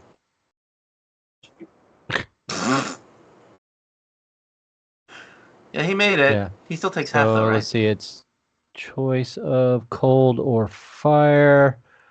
I'll do fire. Nice Ooh, roll. so take half of 11. Take 5. It was a nice roll. Okay. Can I subtract 5 instead of having to add in the new? No, I can't. Okay. That's 2 actions. He just looks freaked out because to him you just used magic and I nobody guess that'd else be an did. action to put his hood up, and then 2 actions to do that. So he's done. Oh, Okay. let me hit end. Nimue. All right. For doing anything, can I intimidate and glare this asshole that's still not stopping? Has he had his turn yet? Is he still frightened? Is it still frightened? I mean, you already demoralized him, didn't you? Okay, then yeah, that's what. So then he's on cooldown for you. You can only you got a cooldown on that on individual targets. All right. You can demoralize somebody else. No, that's fine. For now, I'm gonna use my 2 actions to move over here, and unless those 2 can attack me. Then you find that the wall is incorporeal and you actually have to step inside and then all your magic works. I step inside. Okay, so you can see outside of the wall. Huh?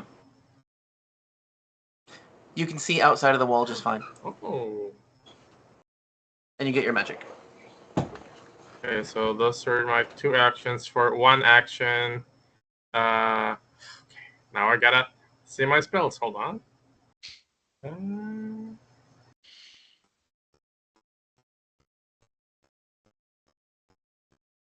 Inventory.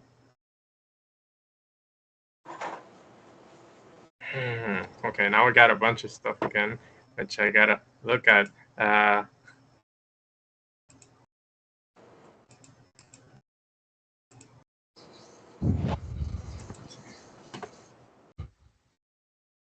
Yeah, I'll drink a lesser healing potion. Why not?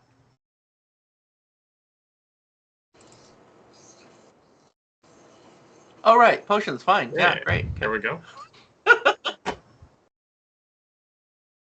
And I'm back to almost full. That's my turn. He says, when you get to that guy, I guess I... Hold on a second. Oh, wait. What am I... No. Okay, that's him. When you get up to him, he says, "We knew these bushwhackers were coming. This building's always got magic. Dead zone's right out there." Good to know. Who are you, by the way? It's definitely not Gambit. No. No, but in the process, I figured out how to make Gambit. He says, "I'm Edmund, but most people call me Slim." And you notice he's scrawny as hell because I'm fat and I can't play a skinny guy in real life. It's good to meet you, I think. I'm Nimue. And we should probably stop these guys from being stupid.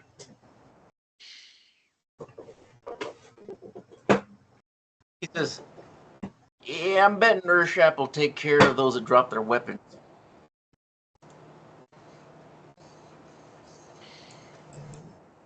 Click Oh, he just was over at the cat folk lady. Sorry, what? sorry, I was just clicking enter. Okay. Gesture said what? The cat lady?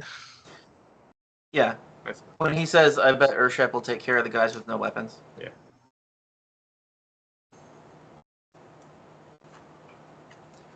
Okay, so this dude,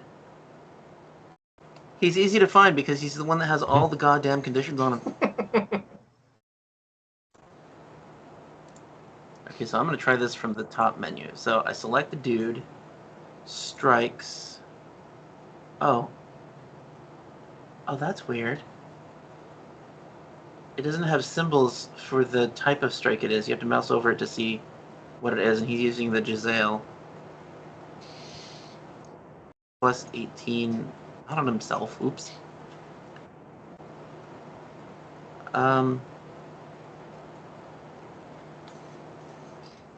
Is he still frightened, or did that fall off? Has he had a turn while frightened? He has not had a turn while frightened. That is this. Cool. And I think it's supposed to automatically count. That's what it said when I added it. Okay, we'll see. Yeah.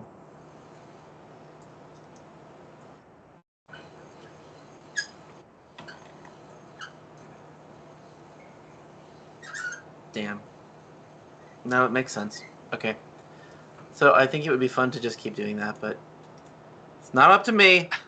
So this guy, Shield Marshal Jesse, he says,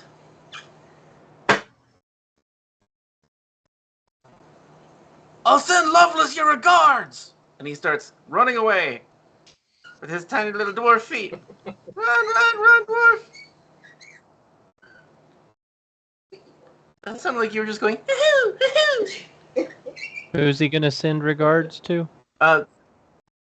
Loveless. Loveless. And when he says that, Phoebe, the dwarf with the shotgun, she nods assuringly to herself, like she expected that. Does anybody have reactions to stop him from running? No. Okay.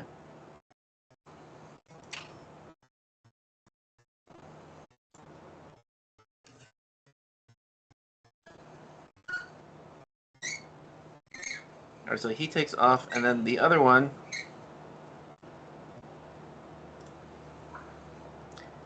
He doesn't know what you can do. He's going to try to run away. Right, I'll slash at his... Oh, hold on, let me check one thing. Can I... I can't do this on a reaction. No, that's an action. I can't kneecap him. That's an action.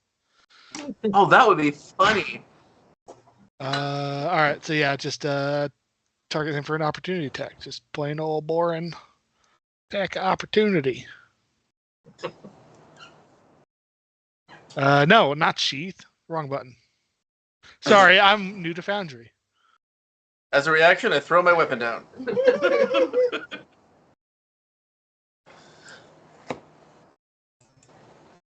That one hits. He's gonna get some bleed on him.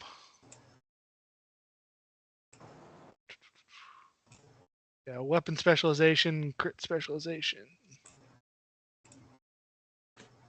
There's some 30. Jesus. And I think I light him on fire too. Is your magic working now? I don't know. It's from a magic weapon. Would that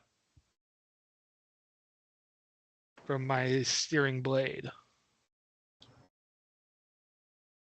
There is no information in the adventure that I could find, or about Alkenstar, or about the Man of Waste about how magic should work in general.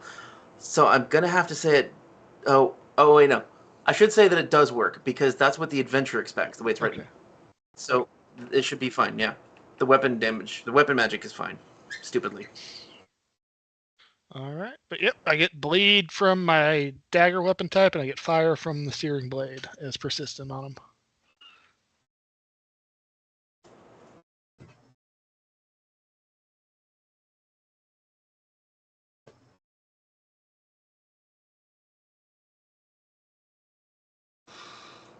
Okay, but it doesn't stop him from running No, it away, does right?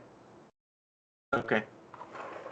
But as he runs, you slash him, and it burns and bleeds and cuts and scrapes. Yeah, so if you select him and hit the damage button, it should have put all of that onto him. Oh, thank you. I was about to type it out.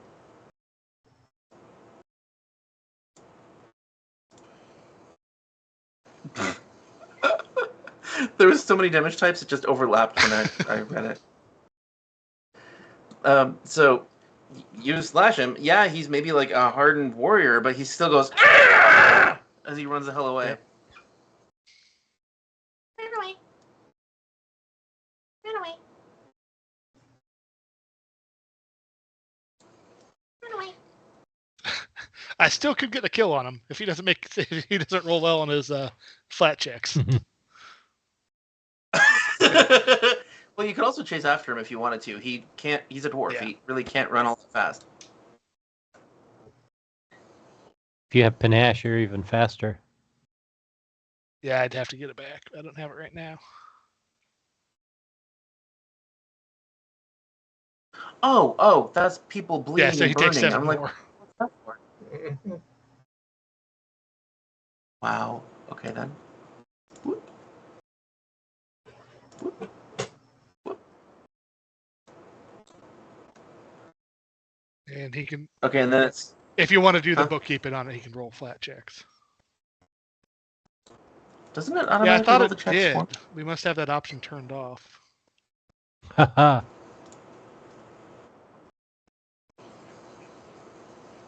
Yep. Nope. Oh, you had where'd you have the option to do that? It was just in the Okay. chat menu. I just had to. Okay, cool. I thought it was automatic though. I don't know. We can probably turn that option on if you want. Probably. And I have to pee again. Isn't that great? Pee break. I'm sorry. I have a squirrel bladder. You are a squirrel bladder. Be right back.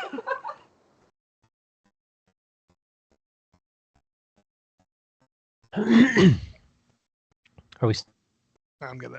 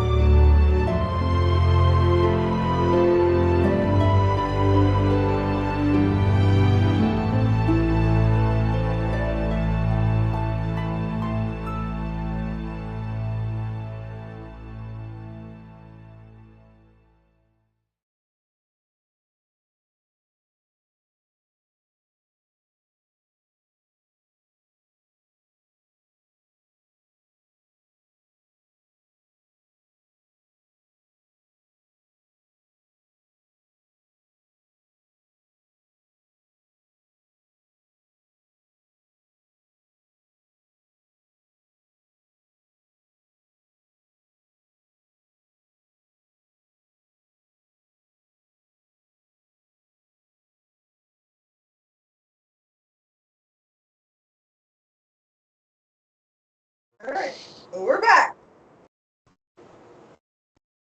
I'm glad I recorded so much lore. Get back here! Who runs from a duel? Seriously. There's intermission music. Oh.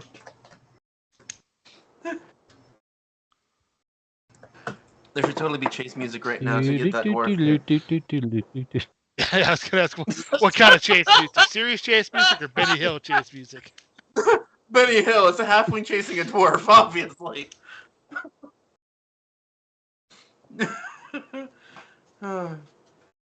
Oh, you were asking about the people on the right? They've taken the same stance as Phoebe and the people with her. It looked like they were aiming guns at the shield marshals. I like these guys. Fuck the police.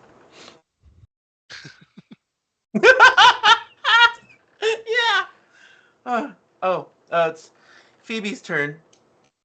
And so she nods to the others, and she just sets her shotgun down for a moment, and goes over to the nearest shield marshal that gave up his weapon, and she claps manacles on him. Like she just happens to carry around these giant iron manacles. Yes, you do. And she says, "Wrap up the others." We're keeping them?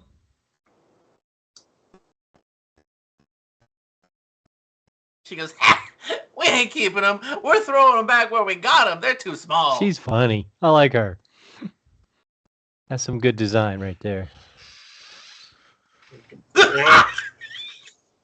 Stop talking nonsense. Have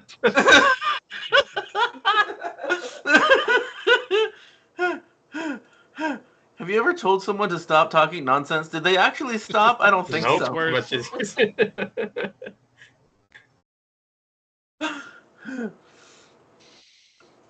All right, so we don't need to be in combat rounds anymore. Yeah, the guys are just going to comply. So then her people fan out and start just wrapping rope around people's hands to tie them up or to make sure that they're harmless, and then stand them all up together. And when they are all stood up together, does this person have a name? It's a bounty hunter, but does she have a name? Oh, Wayselm. What is with these names? Okay. So Wayselm and this Shuni dude, Alson Human. Can you guys double click on these and see their names and shit? No, but we do see the name in the combat tracker. How do I give the permission combat to tracker. see Yeah, I them? think you can put the names on. I don't recall how. Yeah, you have to do it individually for each token, unfortunately. What if I make their alliance party? That might do it. I don't see your guys' names. Uh, Yeah, I don't.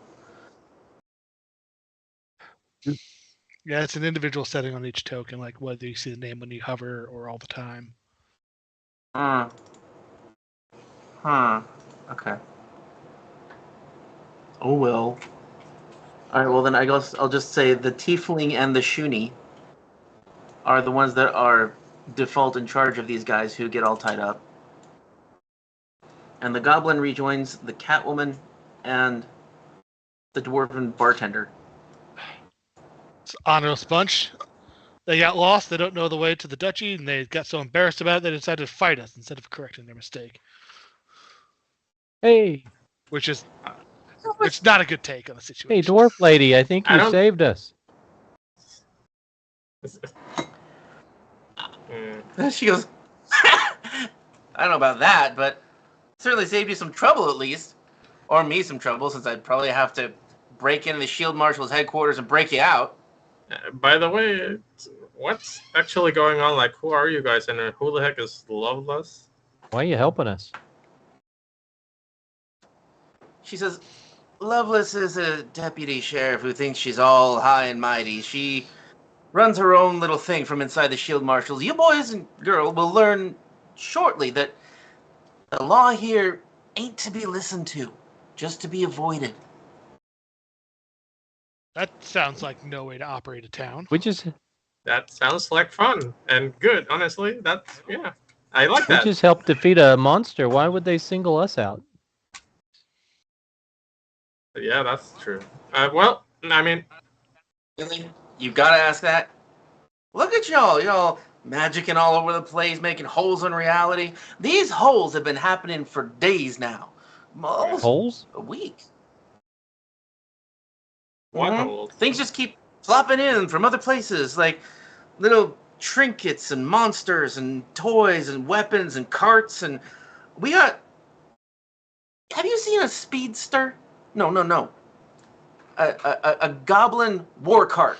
You see one of those? We have one that is much bigger and more robust. It's all one color, it's all metal, and it's painted. Ooh, a Show me. That sounds cool. Is it around here? It's back at the bar. Come on, show you. Said, but magic works in this building? Yeah, try it out. Edmund was messing Quite around with some interesting. spells before he showed up. Do I feel any different in here than outside? I forgot about you. Yeah, I know. We'll talk later.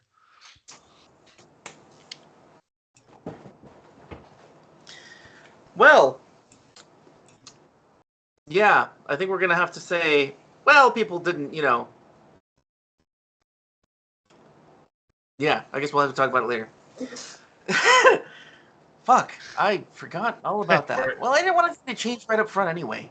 Question: where did this come from? Because I accidentally clicked on rituals, and I apparently have commune. I don't know how I have that. You just gave yourself a spell. You have rituals? I'm No not. I idea. didn't give myself rituals. Did I put a ritual in there somehow? I don't. Maybe I did accidentally, but I just need to know if I should take that out. I mean, kind of. You do have a ritual. And oddly enough, it's the one that makes sense to have, but I also don't know how I would get it.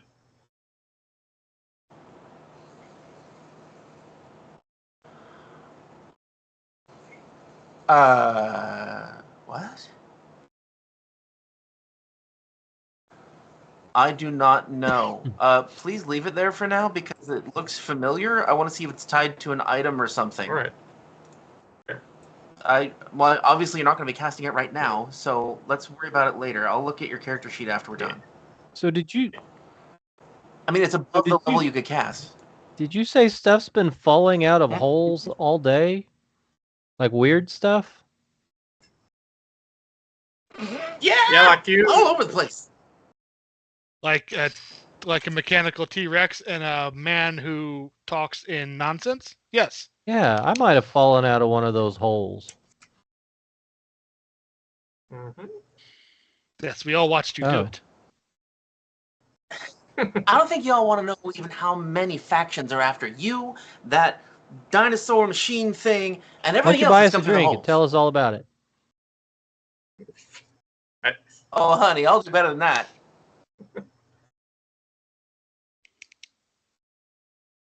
Other people are kind of just like smiling and just hanging about, doing what they're supposed to be doing with the Shieldmarshals.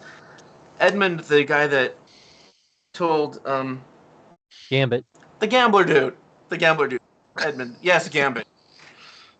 He says, y'all might want to step out of there, sweetheart. That's about to fade. You want to be standing on the wall when it happens. Oh, okay. No, not you. I'm not going to call you sweetheart. What's fading? Oh, there we go. The wall becomes solid. Oh, is that like the magical paint? Oh, yeah, it's the same thing you have. Yeah. Full cider potion. Hey, I can do that. Is that Why is that squirrel up there squeaking at us so much? You're an alchemist. what's in his backpack? Yeah, I dabble in potions a little bit more than the average alchemist pro.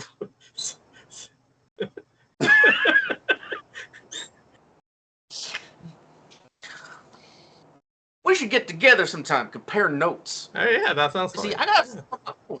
And he pulls out like 3 elixirs. They're not potions. Yeah. With his hands, like he was just ready to just pull them out at any time. Why don't you take a look there yonder and see what you might want to compare notes about later? Yeah. The squeaking, Hammy, Hammy.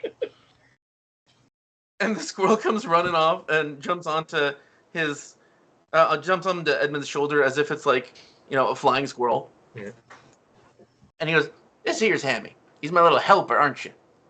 I have a helper, but he ain't even he got squished by the Tyrannosaurus. Monster. Oh. Yeah. Can he speak through you for a moment? He can possess me if you so wish. Yeah, do we have to fight? No, make a will or something? at this point it's like an agreement. Whenever he wants to, he can just Okay. He says, "She sent me off into combat strategically and let me get eaten by a dinosaur." you, And then you notice whenever she talks like that, her pupils become slit like a cat. Nice.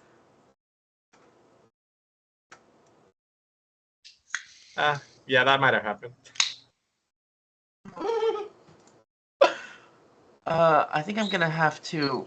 All right, if I want to take you guys from this scene to another, can I just draw a box around you and copy you, or do I have to bring you back from the cards? I think you can copy. Won't that bring everybody? I'm okay with that. Okay, so now I need to bring you to another scene. It sounds like we It have sounds exactly birds. like you It have birds. does. What is that? It's birds. She's just rubbing their face against the ground. It's a distressed parakeet. I'm sanding dice. The dice at that point, I think it's because the dice are really flat and she's using a very fine grit sandpaper and it's just creating lots of noise. Weird. It does sound like birds. By the way, the potions that the lady pulled out, do they have labels? Yeah. Yeah, that was Edmund. He Edmund, sorry. shows you the potions. It's okay. I don't have their voices worked out yet. I'm trying to make hers more weird and out there and his more Texan. Hold on, you want to know what the potions are? Hold on a second, I gotta find them. I want to know if that guy slice bleeds out or not. I really doubt it. I mean, he still had 80 hit points It's a left. flesh wound.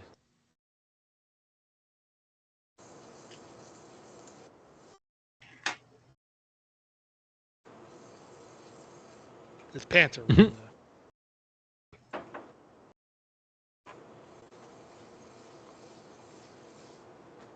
All right, it was an elixir of life, a numbing tonic, and whiskey. Ooh. Take your medicine, boy. All right, so now I'm gonna try to move you to a different scene. Hardcore. Okay. I think you guys will recognize this.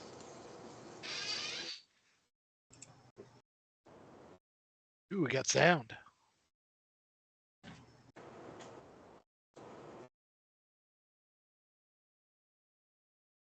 Oh. I should not copy from there to put you here because all of the NPCs are already here. That's a lot of And twins. most of yeah. All right, I'm just gonna add Edmund because I didn't add him before, and his squirrel.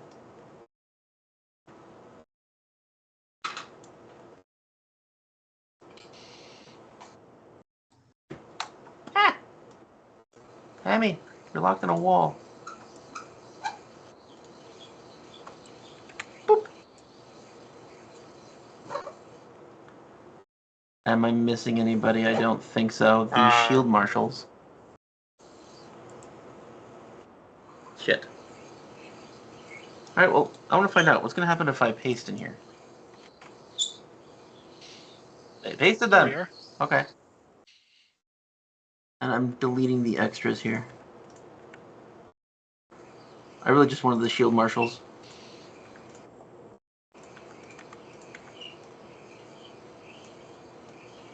Oops. There's 2 Chads. That's too. There's too always many room for Chads. Chads.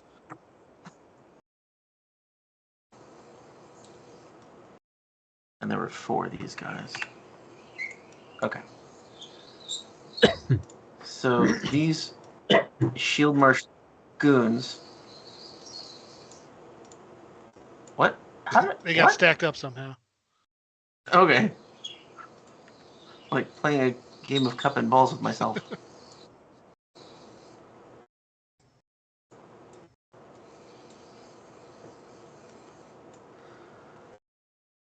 All right. So, I'm gonna keep Phoebe's token and most of the NPCs inside the building, but you guys will be taken this way.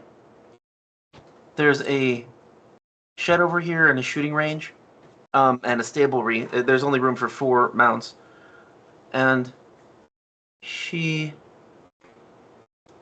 says, "God, I guess I should actually get her. Hold on a second." Oh, our mounts. I You guess just- those were stolen. Yeah, isn't that nice?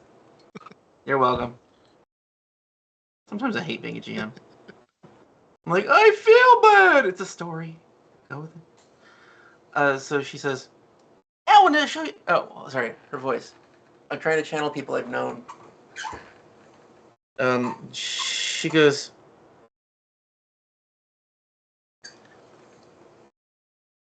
let me show you that goblin cart. This way. And she shows you back behind the building, basically. And I'm going to lead you back around to the front in a moment, so I'm just pausing the tokens there.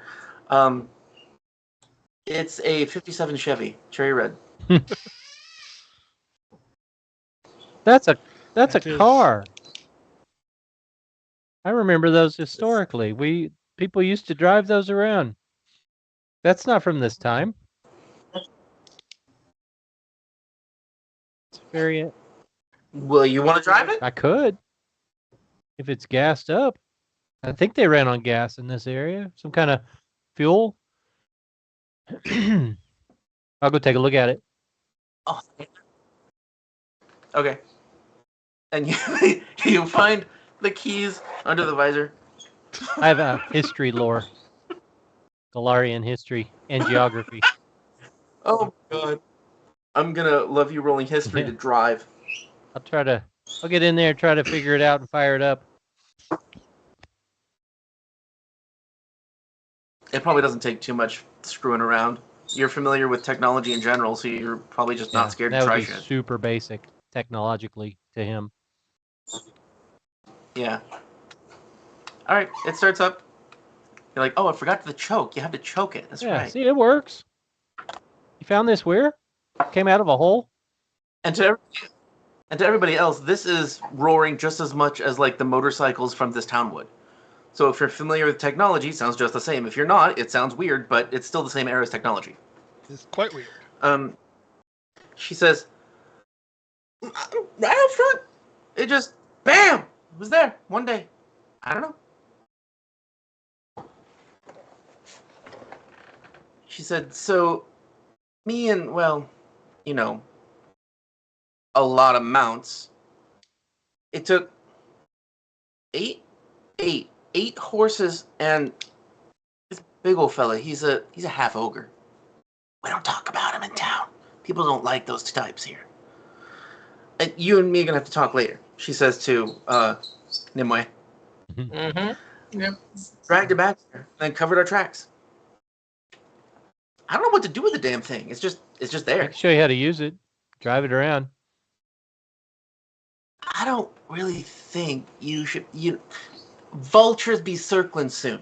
I think you should just turn it off, put it away. It is quite noisy. I think you should catch us up on what the hell's going on here. I'm kind of late to this game. I also just appeared here out of nowhere. So I also didn't even know we were in Alkenstar and the Mana Waste until a few minutes ago. Yeah, she might have fallen out of a hole too.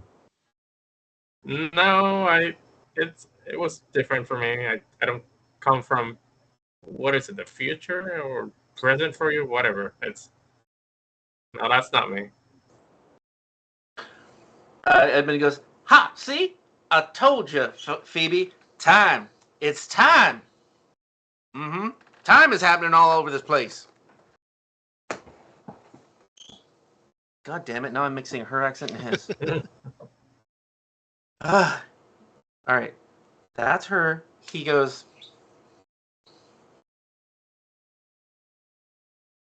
"What we have here is we have ourselves an infinite amount of time. Time breaking through, punching holes everywhere. This town must look like Swiss cheese." Time. Interesting. Even more now than before, because before you had the Mana Waste, now you have time, whatever that means. Wait a minute, Nimue, can I see your dagger for a second? Which one? Hey, any of them? I just need something pointy. Which one? Oh, Well, you see what I think pull we got out. here is I think we got breaks in the fabric of reality. Careful, it's magical. And I give it to him. I take it out and I take the point and I stick myself in the finger with it. Ow! That's not supposed to hurt. That's not supposed to taste like blood Well, either. of course it hurt. Holy shit. This What? might be real. Is this real? Yeah, no shit. I've been telling you. Oh shit, it's real, boy. I thought this was a... What the... Want me to shoot you This in the is- foot? I can prove it. No, Is that no, a no, pistol no. I'll cocked? feel that if you do that.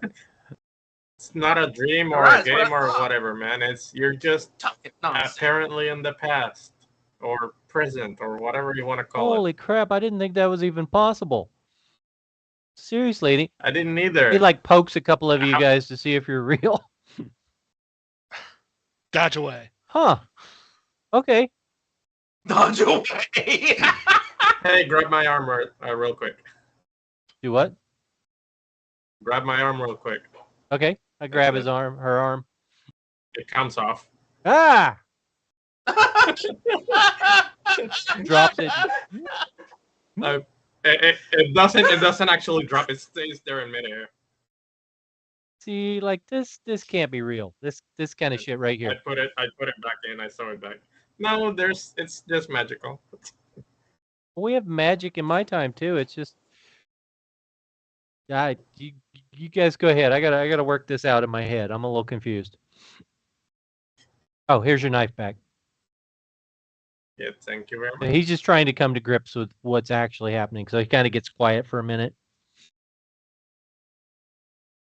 Edmund says, "Well, if you're looking for magic, then we got magic here at the Barrel and Bullet. You need any magic?" He just gestures like this, and he's holding a hand of poker cards that are glowing. Yes. And Leaf goes, "Oh, good. And he comes over to heal you guys. Yes, Drew, please. Oh yeah. By the way, I'm like you probably noticed before. I am an alchemist, so if you wanna trade or exchange recipes, We got some talking to do, you and Yeah. me.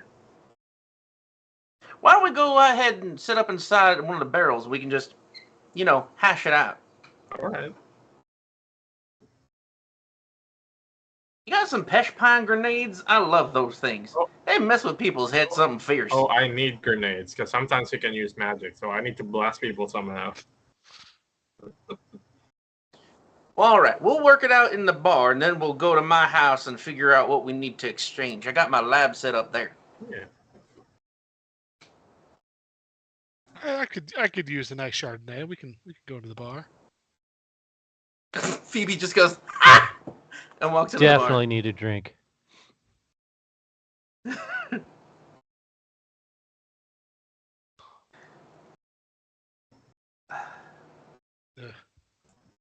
There's so much sawdust on the floor.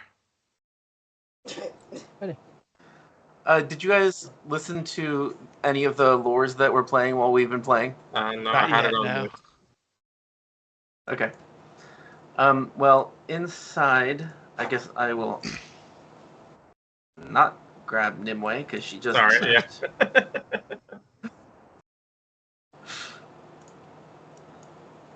Okay. So, yes, there is sawdust on the floor, and there are. You know what? Maybe I should just read part of what I read to everybody else. No, I think I just need to remember. All right, so as soon as you come into the front door, which was to the west, so from the west, I should say, it's a really big place, but it's also really full of people. And so it feels claustrophobic anyway. Opposite the door, when you first come in, is a 30-foot long bar that is lashed down with steel bands. Yeah, you can see it there. The wood porch? Is it wood? No, the stone porch is supposed to be wood. It looks like stone. I guess it's wood over stone floor. That is the porch, so you're still outside. You actually have to come into where it shows the wood grain for it to be inside. And the front porch is just like all dilapidated, and it looks like it was built at an askewed angle on accident. And there's rotten and open and broken barrels sitting out there. Like, it's a mess. It looks like white trash's front door. But inside there are lots of tables and functional barrels that people are also eating or drinking or playing cards at because there aren't enough tables. And there are wagon wheel chandeliers overhead. I think that's all that I would need to describe physically, except there's busy patrons. There's patrons everywhere. It's a busy place. Just because there are no tokens out for people, it doesn't mean they're not there. So I just Phoebe stole is- somebody's table by sitting down here. That's fine. I don't care. We'll sit at that table. You guys see people that were... Oh, there we go. All right, so Neekle, that little goblin guy to the southeast of Lief, he was one of the people there that had a scattergun trained on the Shieldmarshals. He just didn't do anything with it. He is an alchemist and brewer, and you can sometimes see him just like making mixed drinks. Same with Phoebe and a couple of others. There's an automaton bartender around here somewhere. I'll have to grab them. The cat lady, her name is Urship. She is the bouncer. And where the hell is the automaton? No, that's just a dude. Well, whatever. There's also a construct. Excuse me, yes, serving Oh, that's- robot. Over here, please.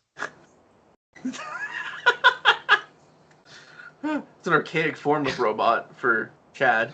I would like to see your wine list, quaint. please. Oh god, wine list. Why is there no... There's actually no token for the construct. That's not cool. That sucks, man. Where's the robot? Oh, man. Alright, whatever. So... Man, I guess they'd be probably made of brass and steel. Oh, there's music playing. That's right. I want to have music playing. Just one of those stupid little pianos that are in all Western saloons and movies. A player piano. Yeah, well, not a player kind, but yeah. There's just a dude sitting at it. Actually, it would make sense for this place. It would be a player piano, wouldn't it? Yeah. That's just Oh, technology. the player piano in Westworld was playing Black Hole Sun.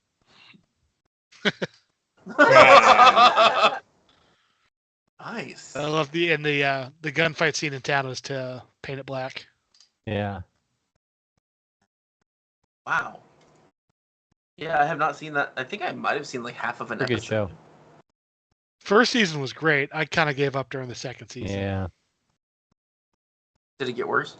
I just don't remember anything that happened. I think it just kind of just continued with no real developments. But it's been I've learned- what 5 or 6 years. I don't remember. Oh, okay. We just started watching The Strain a little while ago, and the second season is sort of like that too. It's like the first season was a movie that could have ended really well, and then the second season is like, but no, there's this other thing, and we can't do this because of, and it's just really stupid plot points that They don't like make sense. nothing progresses and that kind of thing. Yeah. Yeah. That's why I liked like Buffy the Vampire Slayer. It was just Monster of the Week, but you knew it was Yeah, Monster of the Week. that's a genre. Is like you don't have to. If you miss a week, you can just hop back in. Yeah, and the strain is always the same monsters, and somehow the bad guys never lose, and the good guys don't get killed. They're just at this like constant stalemate. And have you ever watched a game of chess where it's just move after move and they stalemate? Boring as hell. Same with the show. Yeah, but how do you keep it going if you don't? Yeah, how do you milk it? Yeah. I think the problem is these people have like a season's worth of show, and then it's successful, and they're like, "Oh crap, what do we do now?" Yeah, that was like True Detective. First season of True Detective is probably like one of the best seasons of television ever. Because the creator it's like the story he'd been pouring his whole heart and soul into his entire life, trying to sell it, and finally gets to make it. Then it's super successful, and they come back. All right, do it again in 6 months. Mhm. So it's just like you spend all your creative juice on the first season, and then they get extended for a second season, and what now? Basically Supernatural. Well, I remember later seasons got dumb, in my opinion. Like they had literal God and then God's sister just being the bad guy. How the fuck do you? Once something gets away from its original format, I don't know why they changed it. Yeah. Like, see, that's why Breaking Bad was so good. Is because they had a story to tell, and they told the story, and it ended. They had an entire season with bad guys from Limbo called Leviathans. They were just literal goops that possess people, basically like the same as a demon, except somehow they were fully immortal, so they couldn't be killed. Right, and like I thought it was supposed to be dangerous, and then it's like, oh, they're just more guys walking around that eat people. Cool. Yep. X-Files had a lot of success that way too, because the original writer had a long ass plan.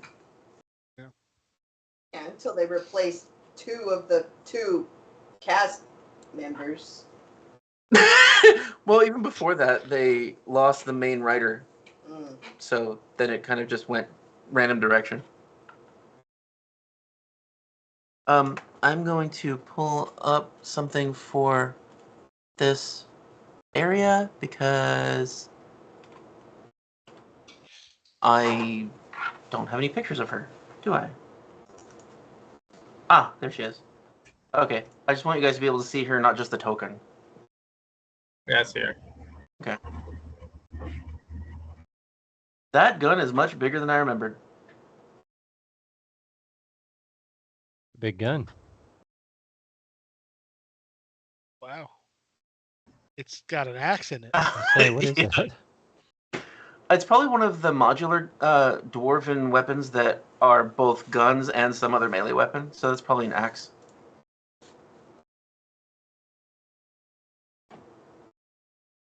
Okay. What is it called? Bullet. Okay. So Phoebe sure guides you over to a table. And she says, she shouts out an order to somebody in the back saying, "For Cedar, we have new guests." And she says, "Nico, now I want you to take care of these boys and girl. I'm just gonna say you lot, and bring them some what's it called? Brown bullet curry on the house, and drinks, whatever they want." And so you have a goblin server, and the robot that was taking your order seemed stuck and didn't have a response to, "Let me see a wine list." Oh. So Nico comes over, and he just goes, "I don't think you understand where you are. We don't have any wine. Let's just go mix the pot." Yes, good robot. Sorry. What would you like besides some stew? Do you have anything with alcohol in it? I don't think we have anything without alcohol in it. I think there's alcohol in the bread. Bring me something strong. Chad's still in a bit of like, not sure what the hell's going on right now. He's in shock. Well, if I'm going to slum it, I'm going to slum it. Just bring me whatever you goblins drink. Round of cinnamon whiskeys! You say cinnamon whiskey? Yeah, I'd like some whiskeys here too. He comes back like that with some beverages, and it's like a shot in a glass. Sorry, let's say it is a. Oh God, it has to be mixed, but it is a shot. All right, so he brings glasses over and 2 different liquid containers. They're both opaque. They're steel containers, and he pours one in all of them that just looks like it's whiskey, and then he pours one in on the top of that, and they all light on fire. And y'all get to roll flaming whiskey effects. Nice. Cool. It is a, what is it, percentile? What is this? Oh, it's only a D6. Well, let's do this one instead. Oh, that's weird. Yeah, let's do that. Well, how many is this? That is a D20. Okay. So I could roll it, or you guys could roll it. I don't care. I'm looking at the table right now. So he says, drink them quick or they'll burn up. Well, I guess I'd chug it. conform to the culture of where you're visiting, so I will drink up. Yep. Nimue doesn't hesitate. She's used to drinking strange shit. Yeah, that's probably true. All right, so what am I rolling?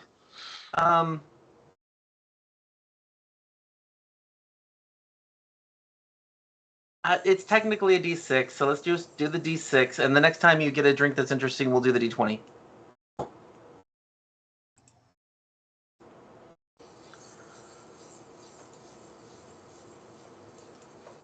This is hard to read. Oh my god, this tastes awful. Oh. What are you talking about? It says fine. Oh, this has got to be real.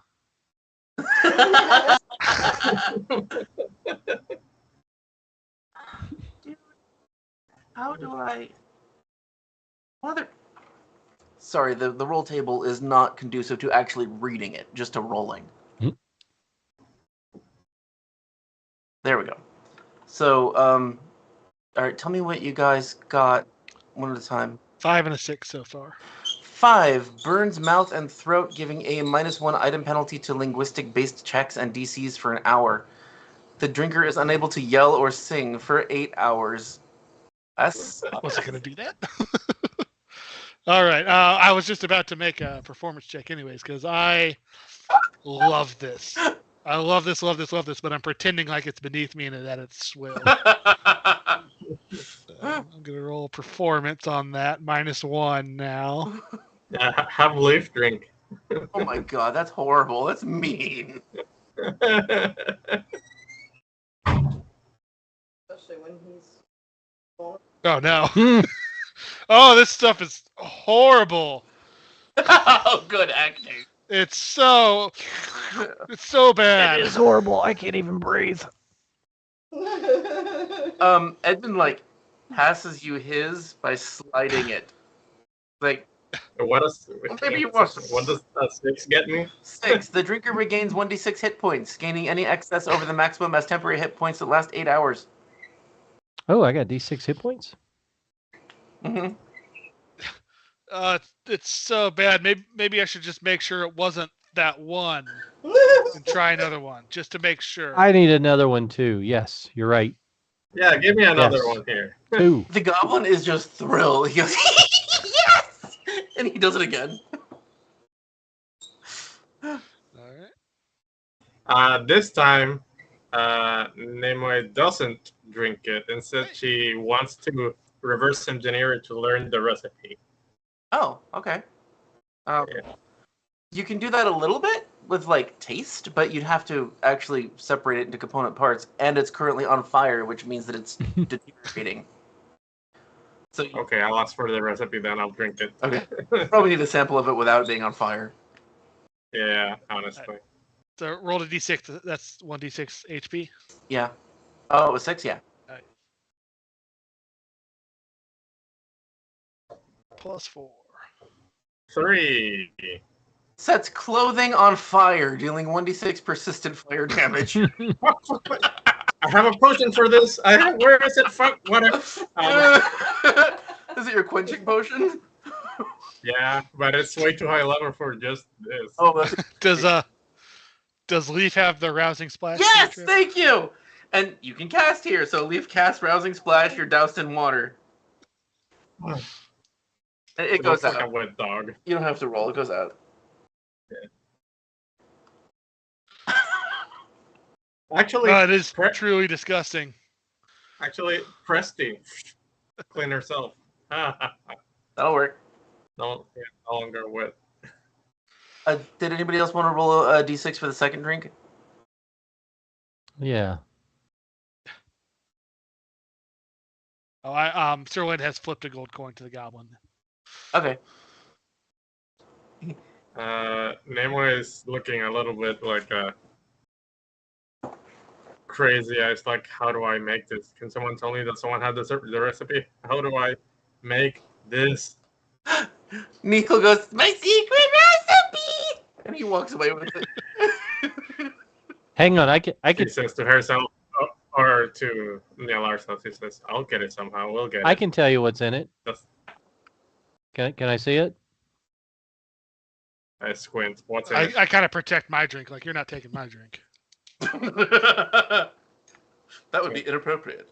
Nimue squints and says, what's in it? Well, I can't tell. I have to. I drank mine. I gotta smell yours. I drank it.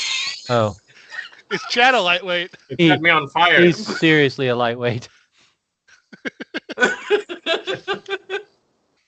Chad, it looks like there's a nice, comfortable spot below the table Mhm. right here. Below the table. No, but I was thinking about going over there and talking to the green horny one in the corner. You mean that lady over there with horns? Yes.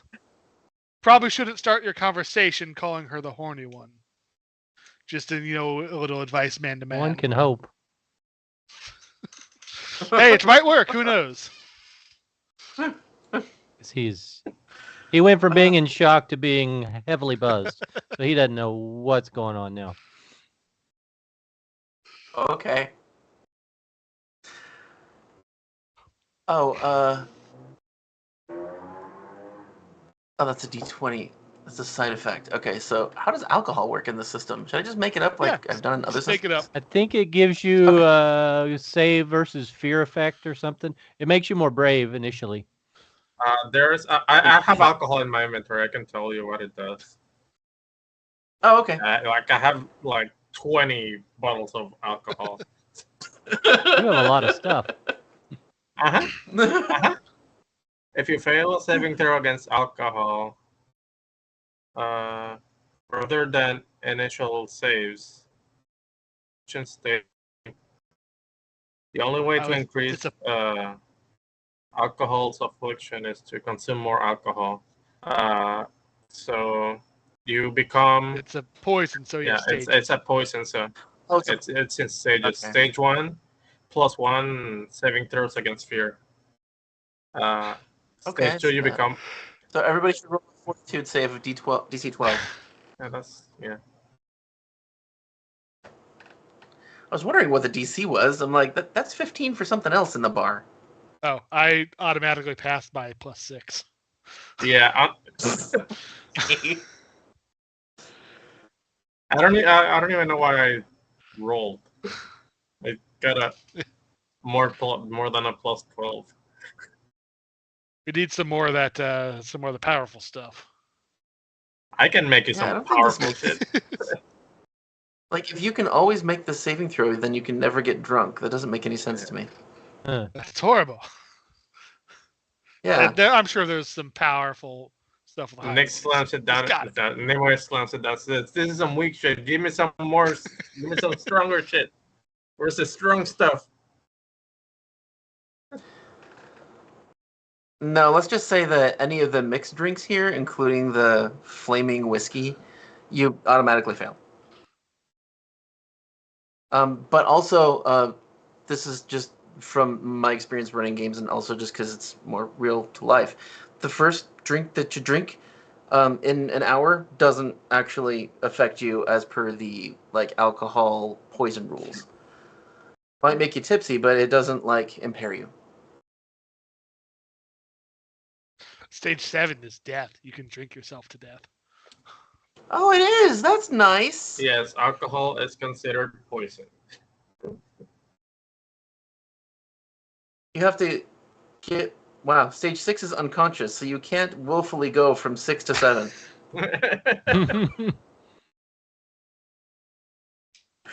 Unless you have an ability that lets you stay up while unconscious. Unless Die Hard. somebody's just feeding it to you while you're unconscious. Oh, I didn't. I think I mentioned it, but I didn't actually make it show on the screen. Phoebe left the room immediately when you guys came in. So I'd like to say that you guys are handed bowls of stew and a couple of baskets of lots and lots of chewy, savory rolls to go with it. And Nickel, he brings by just some regular mixed drinks this time, but they're all different. Like, that was a cement mixer. So you, Druid plant man. Can you do some patching of wounds on me, please? Certainly. Seem to be. And he just gestures, and an apple appears in your hand. Eat that. Your name was Lief, correct? I eat the apple. Hmm? Uh, And I don't remember what the hell it does. Hold on a second. Me too. I cut my finger. Yeah, we all watched you do it. I love that he's complaining about it though. Like, oh, my finger hurts. yeah, you did it to yourself. Because he's not an adventurer. He's a game designer. So he's like, ow. That was my typing finger.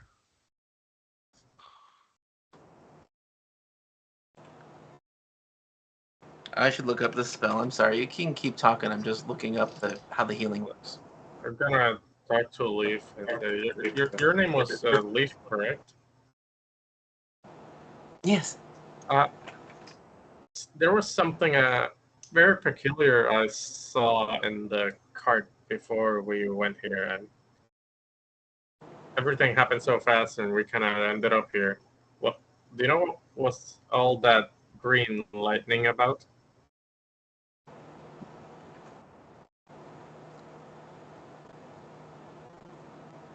Not exactly, but my friends and I acquired this cog from a man made of worms in a temple dedicated to the sun that created intelligent golems that broke curses and protected the city.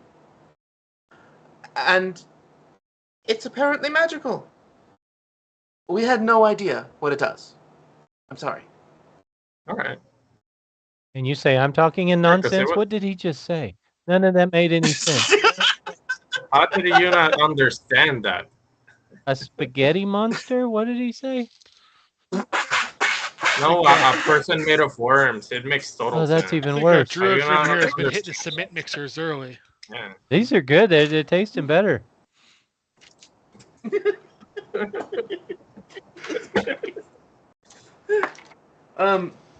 Robert, you heal 3d4 plus 11. All right, you want me to roll it? Yeah, because I can't find another d4.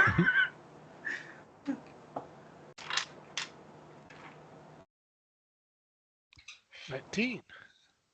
Thank you. And I'll flip Leaf a gold coin. Okay. He takes it. I I'll think- put this forth for the clergy of the cabbage. Oh, thank you for your services. How long are we gonna stay here, by the way? Just curious. What happened to the lady? Mm. The little short dwarfy lady. She was going to tell us something. She appears to have stepped out. She comes back to talk to you guys after 2 hours, and you're probably at least tipsy. Oh, yeah. I'm pretending like I'm not. Nimue would like to drink an antidote. Mhm. So she's not.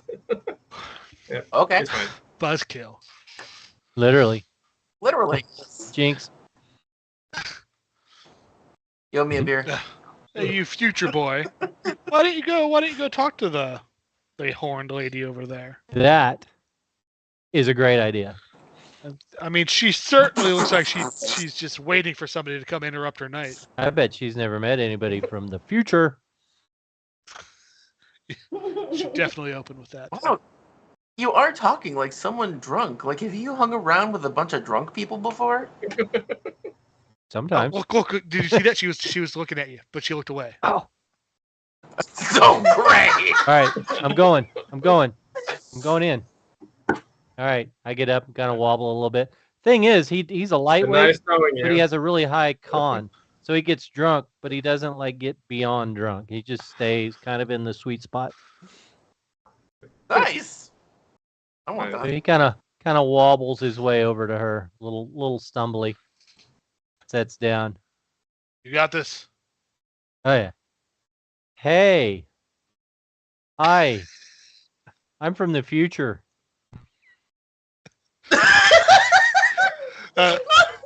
I turned to Nimue. I can't believe he actually opened with that.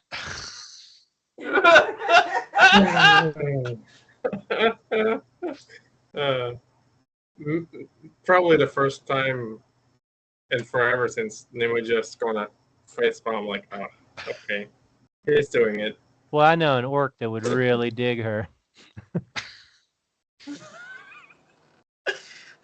And she goes, mm-hmm. Don't say. I fell out of one of the holes. You saw the hole with the car and the stuff? There's holes. Swiss cheese, somebody said. I'm sure you're making sense to yourself. Have a seat. Can I buy you a Oh my drink? God! She asked him to sit down. Yeah, I look back at you guys like, yeah. Working. She pushes the chair out so you can sit down. Phoebe comes back to the table with everybody else, and she looks over, and she goes, "What? I need to talk to all of you in the back." And then she just leaves, like leaving it to the responsibility of the rest of the table to get you. All right. Looking that we're on a time crunch now. Look back at Phoebe where she's going. Look down at my stew, and I just get into my stew, just start eating with abandon. Like, All right. I unceremoniously grab a.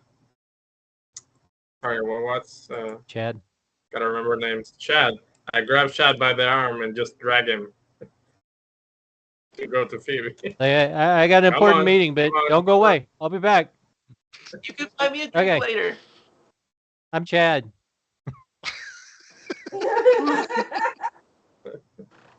Yeah. I'm Selma. Elma. That's sexy. You're gonna forget it in a second. Come on.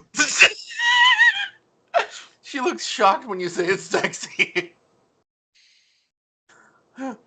All right then. So, you guys follow Phoebe, even if you're dragged, to a room that is, I believe it's behind the bar. Just a moment. I'm just not used to Foundry yet. I think the pieces of info that are accessible through Foundry are not all that useful because it's hard to skim, because you can only open the information for the room that you're currently looking at, and I need to look through all the rooms to see what they are. Oh, did you incorporate it all from the module? Cool.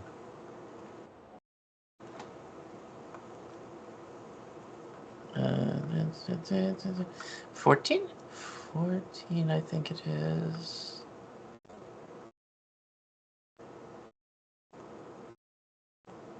Okay. 14. Now where the hell is 14? 3, 5, 3, 4, 7, 7. Why are there multiples of the same number? Okay, so I guess we're going to the top floor. Oh, so many steps. Oh shit! Oh man! What? Why can't I select everyone? Oh, I did. Oops. My God, this is really hard. C. Upstairs. Activate. And you're already here, so I need to delete people. Sorry, Nix. Bye-bye. Was that Raven? That was Raven. That's so Raven. Oops, and my missing wall Oh yeah. pasted. This was our playground. Oops.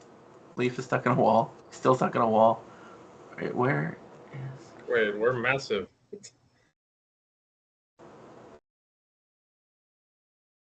I think you're supposed to be that size. It just looks weird. Remember, you're not actually a 5 foot by 5 foot by 5 foot person. That's just the territory you occupy in a round of combat. Reminds me of Minecraft. Okay. There we go. Okay. So she takes you all in. This is weird. All right. So you come in one of the main rooms off of the stairs, which leads into a bedroom. That then she leads you into a secret bedroom through that bedroom. Whoa. So now you're in a secret room that just has beds, a table and chairs, a dresser, and no decoration. It's the only room that you've seen in the downstairs or upstairs that doesn't have like a bunch of weird bric-a-brac and shit all over it. It's secret. Wait a minute, I lost my gambler. Oh, there he is. Under Leaf. We don't talk about it. So, sorry, let me clear my head. What is going on?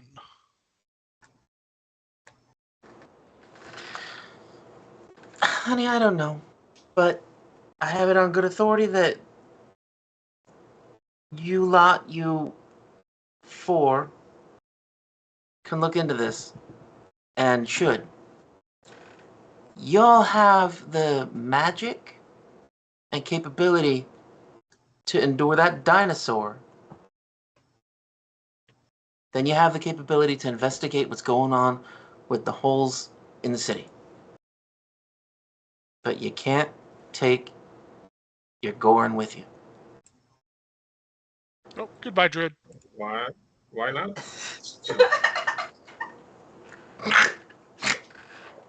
That was too easy to accept. What's I wrong don't with know. Leaf? I just met him this morning. Easy come, easy go. She says, I'm trusting y'all in this secret room to let you know that I am the right hand of Duchess Trieta Risha herself. Well met. She has informed me that there's no one else in this town she's willing to trust who has the capability to investigate strange things going on. It's not just strange things appearing, but it's also last night there was a big explosion. It's the same one that happened a week ago that was a display of an alchemist's ability to make an explosive tool. He called it pyronite. It blew the hell out of the bank and blew the wall off the safe. Pyronite. Now I've this heard of pyronite. It's basic chemistry. fella. I would love it if he just knows dynamite and he just makes it for him. She goes, now this is serious. Listen. Oh my God, I hate that. Sorry, God. Fucking hate people do that. No, just I knew somebody who was from the South, and just especially if she was stressed, would just keep saying, "No, listen, nah."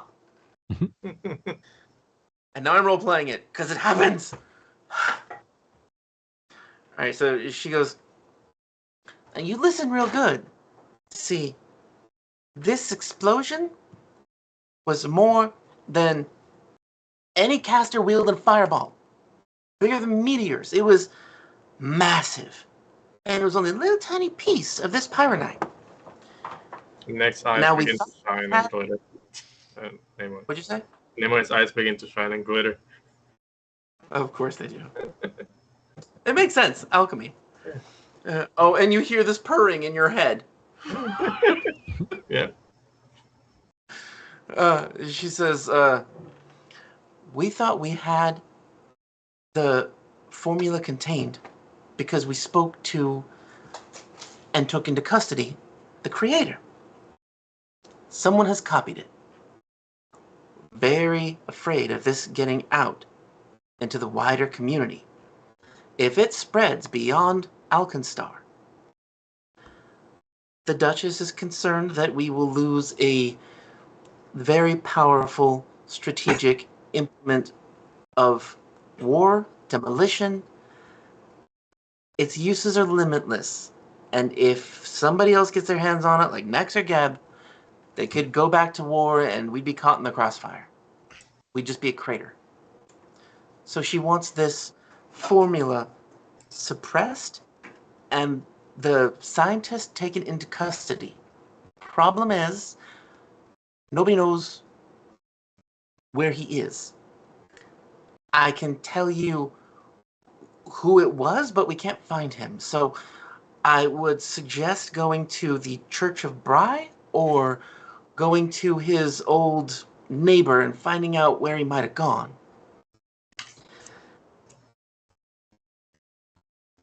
I am sorry about your Goran, but it's because of a law. And the Duchess doesn't want to break this law. She tends not to break laws as much as she can because, well, people are always against her. I mean, you saw the Shieldmarshals. They're supposed to be a force for law and order in the city. They're not. They have their own ideas about things. And she needs to keep as many people in her pocket and in as many people's good graces as she can. Nimue basically raises her hand and says, like, what about me? Aren't I illegal too, or something? No. This is an old law. This is from 4,000 years ago, and it's still, for some reason, on the goddamn books. Goran are not allowed to come to harm. We are an annexed principality of Nex. It's a Nexian law. If we break that law, we may lose our inroads to Nex and all of the good graces that we've had with them. The trade that we have worked up with them. We even have a couple of their diplomats with us right now. We cannot allow, and we cannot let anybody know that we have allowed a Goran to put himself in a place of harm.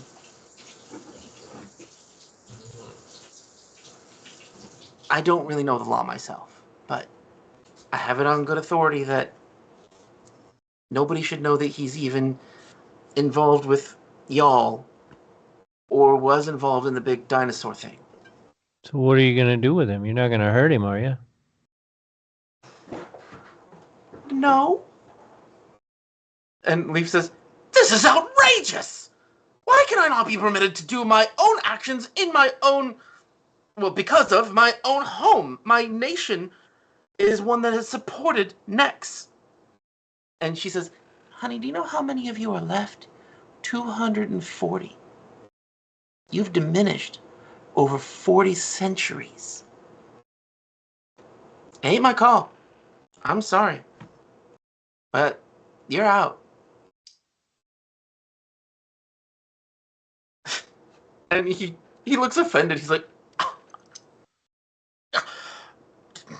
And he storms out and he slams the door. Looks like he just retired. Better not take that gear and leave. And Nimue says out loud. It's funny that none of you know him. Yeah. All right, bye. Right. Like, Yeah. you don't even know what he might be capable of. Maybe this is a good place for him to start his He'll trip. heal a little bit, but yeah. This is when he turns into a villain. Right. This was the moment.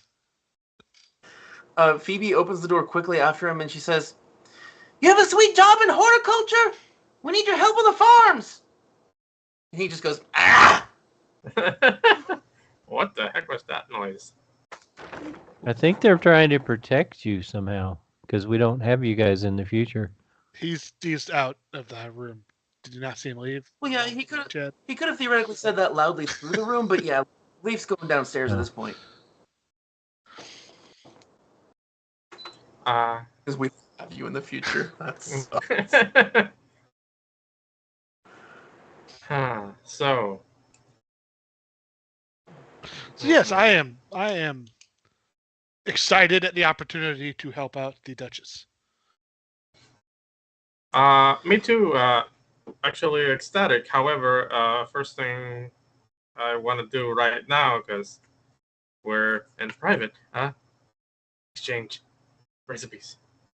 Do it. oh yeah, okay, and Oh, I'm not much of a cook. no, Oh, we I got this can cook. covered. Don't worry.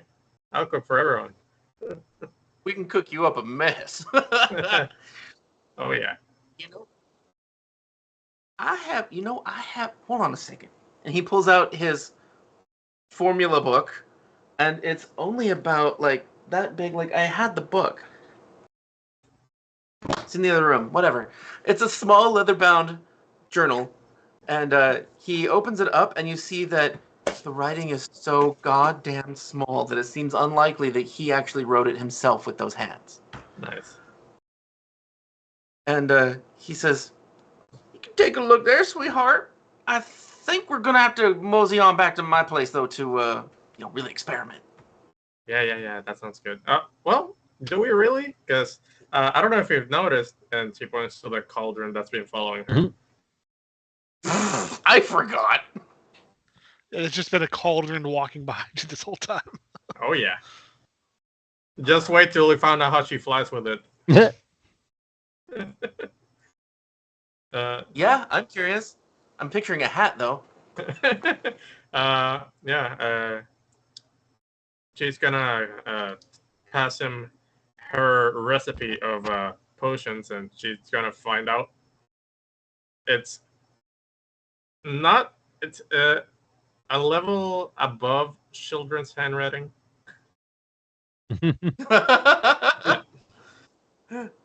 But there is a lot. All the right letters are there in the right order. Do you guys want the recipe for that explosive? Yes, Well, we have to what recover it. That's what we're going to go look for. Yeah, we have to recover that. So It's easy to make. Nex and Geb don't go to war and destroy Alkenstar. Chad, it's not so much about us making it; it's about preventing others from making it. Yeah, it's not about us making it, and Nimue is kind of imagining what the components to make it are. Phoebe rushes up to Chad, and she says, "What you know about it, skinny boy?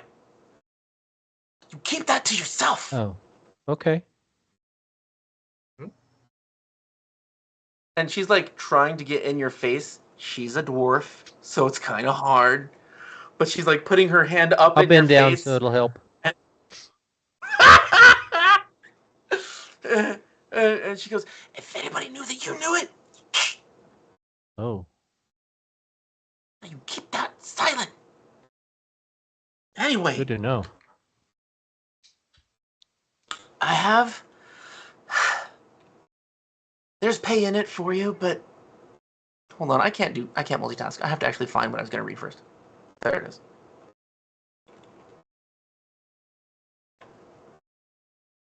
Really? This is even. Oh, okay. There it is. All right. She says, "Now, I have been authorized to give you this," and she just like sets a bag that sounds pretty heavy with gold onto the table, and she says, "If you're willing to follow up on something."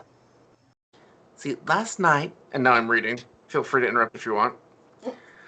"We got reports of a flying clockwork monster spotted over Hammer Street in Ferris Quarter. That's the quarter we're in. It flew over the Eustrati, big river, goes through town, due east before leaving the city entirely. One of the sentries at Alkenstar Castle, where the Duchess lives, got a good look at it and said it was a clockwork cat with big bronze wings with somebody riding it like a steed. Whoa. We checked with the Temple of Bry, goddess of clockworks. They keep a tight rein on which clockworks get made in Alkenstar. Turns out nobody's filed the paperwork for any clockwork cats. According to the Brights, there's just one obvious suspect. Where the hell did she get this from? She pulls out a charcoal sketch, slides it across the table. The sketch shows a gaunt-faced man with bushy hair, thin lips, a broad nose, and an intense stare. Olaman Kosawana, one of the church's former primary cogs, the second highest rank one can attain within the Bright priesthood. Real whiz with clockworks, apparently, plus anything else he sets his mind to. Curious to a fault, you might say. He was booted from the church a while ago for breaking protocol and promoting heretical conspiracy theories. Last night that anyone saw him in public was at Vashon Gattleby's Pyronite demonstration, the maker of the Big Boom. She says, Kosawana kept a low profile till recently, doing his own thing at his workshop in Ferris Quarter. Sorry, for a moment, pause for a moment. Nimue hears in her head, oh, we have to do this. Yes. This has my paws all over it.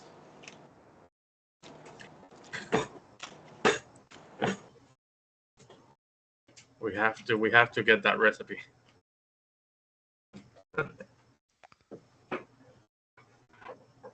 See, that's in our head, not out loud.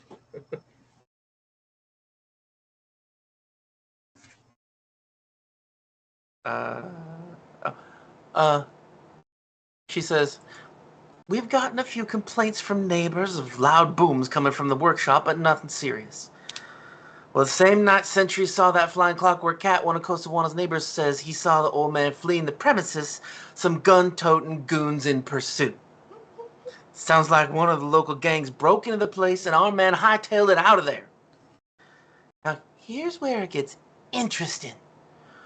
One of the robbers matches the description of Ambrose Mugland, the fellow that was trying to buy the Pyronate formula from Vashon himself.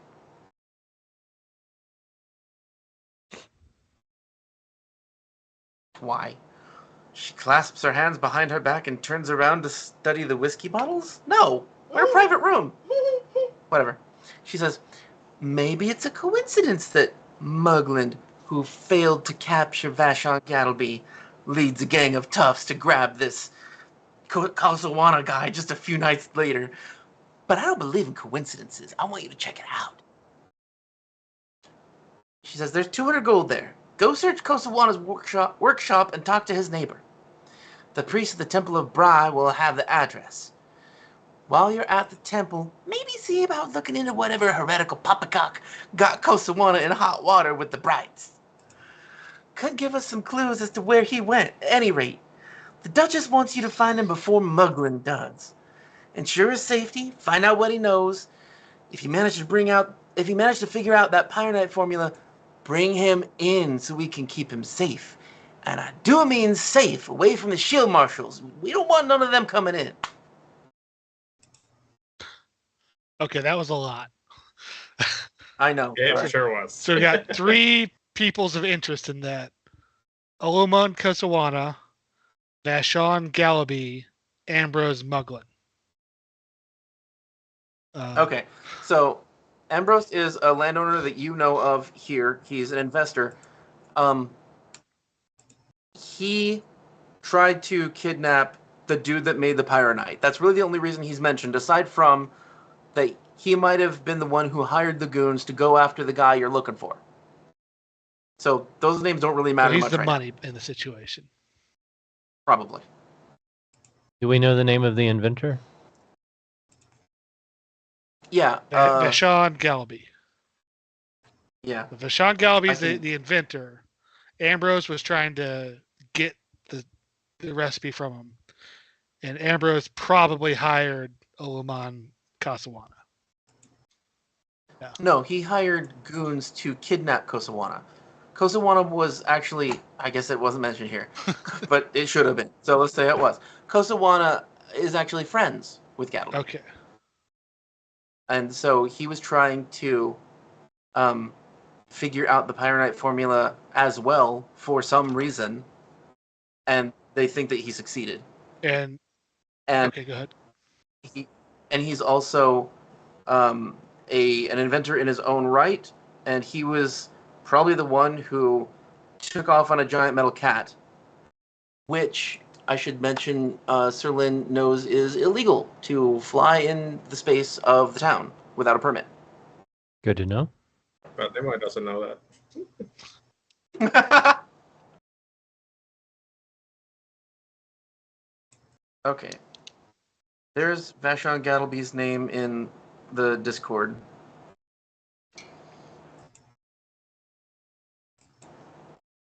And where the hell is Ambrose? There it is.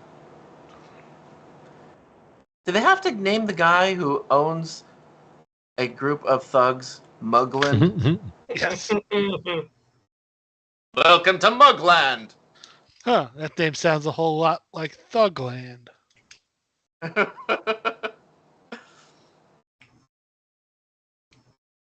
Oloman Kosawana. We're just going to call him Kosawana, but I'll put the name in Discord. He was the one that got kicked out of the church. Yes.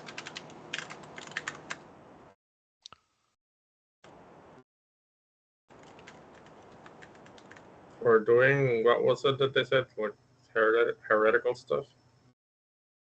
Yeah.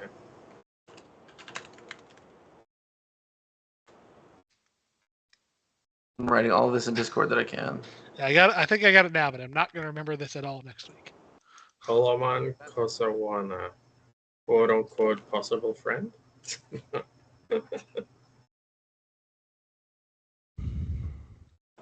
And what lead do we hope to gain from the Temple of Bry? Maybe find out where Kosawana is. Okay. Right. Because in theory, they kept tabs on the dude that used to be their high priest. Okay, yeah. I'm sorry I'm adding details that weren't in that description. I didn't think of that just now. You need to know those things too. He used to be the high priest. Yeah, makes whole ass high priest doing heretical shit like out of nowhere. It's kind of weird. Yeah, it doesn't really make any sense. Yeah. Okay, I gave a little bit of detail in Discord. I hope that helps. Mm-hmm.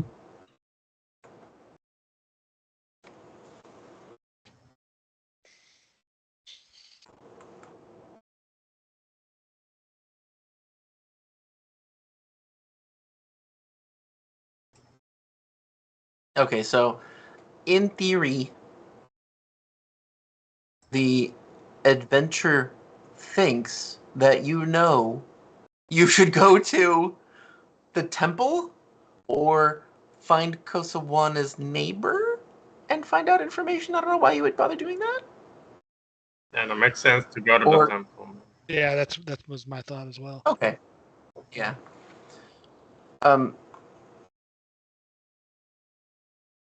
Yeah, I guess that's all.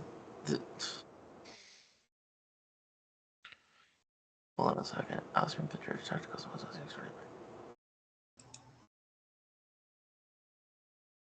Those aren't 3 leads. That's 2. Okay, it is 2.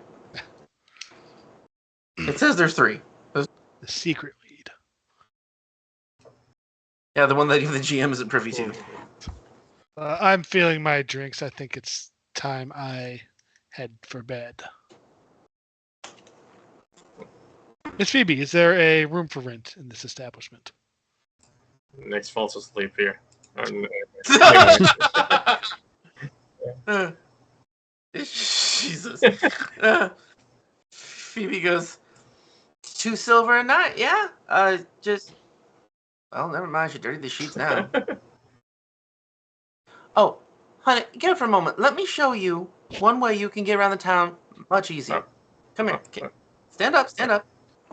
And she starts taking your clothes off. Oh God. She pulls down the hood, she pulls up your arm, your sleeves, she hikes up your pant, she's trying to show as many stitches as she can.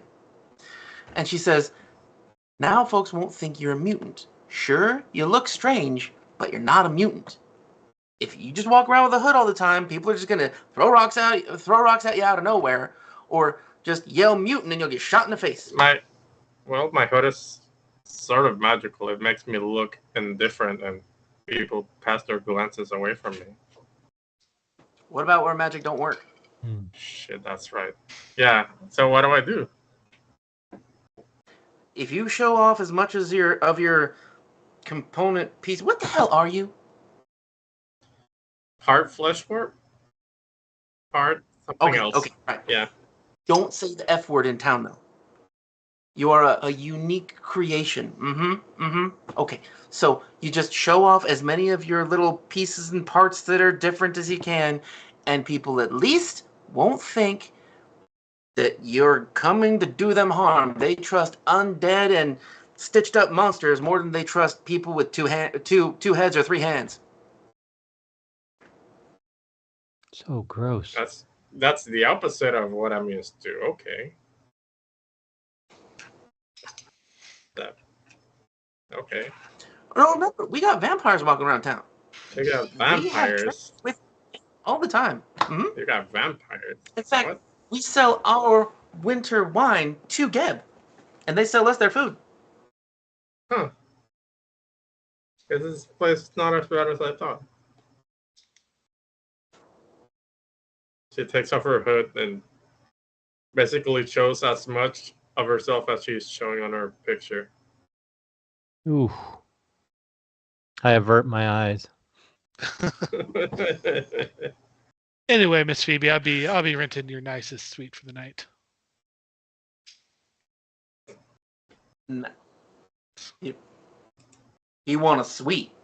Okay.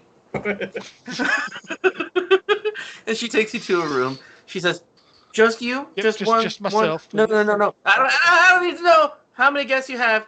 How many beds you want? Just the one. Okay. I don't need to know about your personal life. Maybe a lounging chair as well.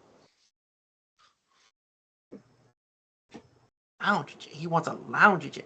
Did you think we have lounge chair? People don't lounge here. I guess the bed will. I can see the lumps from here. Is it nighttime? Oh, I assumed it was. I don't know. We were drinking.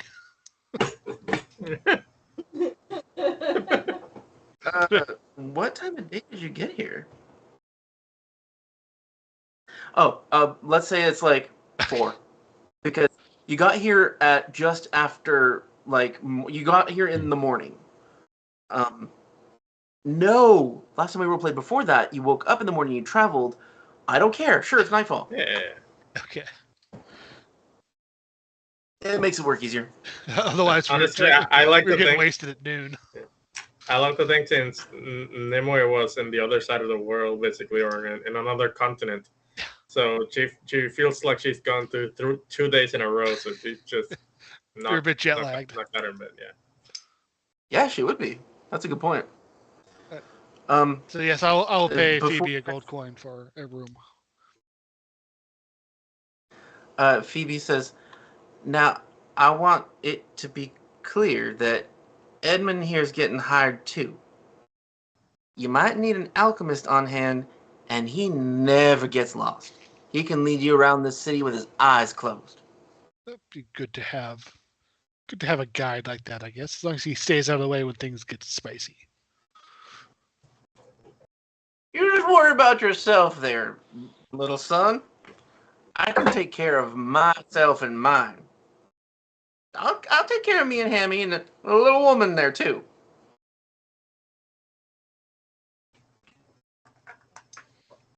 Well, good night, everyone. Stereotypes exist for a reason. Yeah.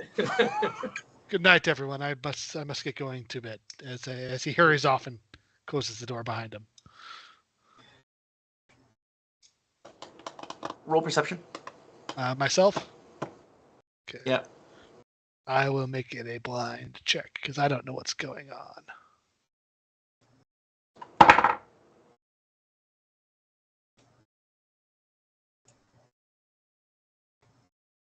Is it shit? It's probably shit. I saw a 4. 17.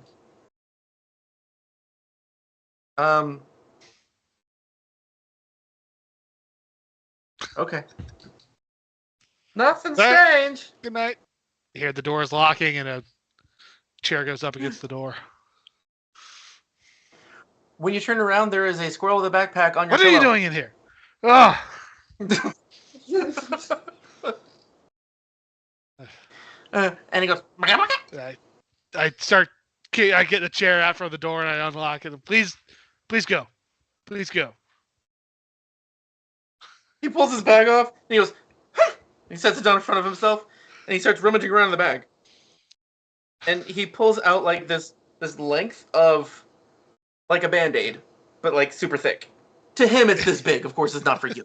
But he pulls it out and he sets it on the bed, and he goes. And he closes up his backpack and he puts it back on and he runs over the door and he stops and he goes. And he leaves. I'm sorry, but I need my privacy. And I close the door and relock it, and then I'll go take a look at what he put on the bed. It's just a medicated bandage. Well, now don't I feel like an asshole? Well, still an animal in your room when you're he trying was not to invited sleep. in.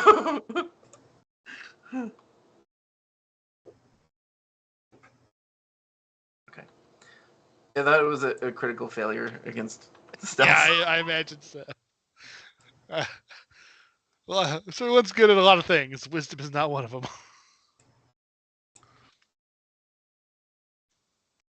Okay, so it is after 8. We usually stop about now. And you have the mission! Yay! We have purpose in life. So this is obviously why I didn't want any of you to have or know how to make Pyronite.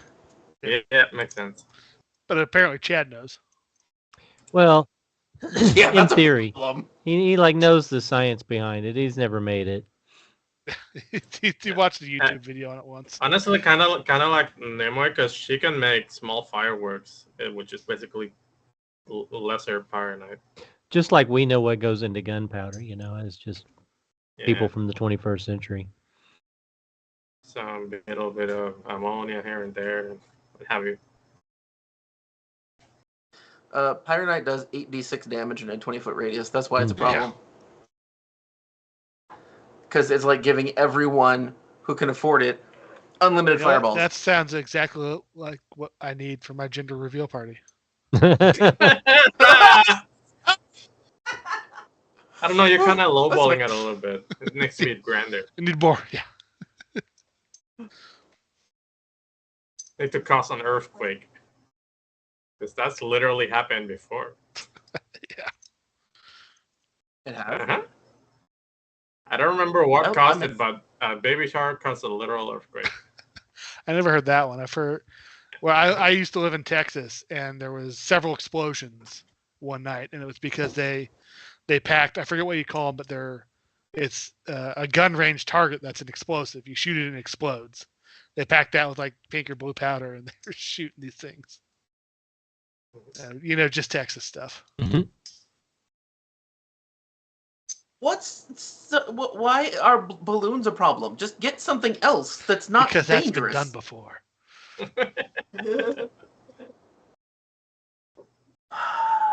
Causing forest fires, earthquakes, explosions. Yeah, I saw the forest fire one.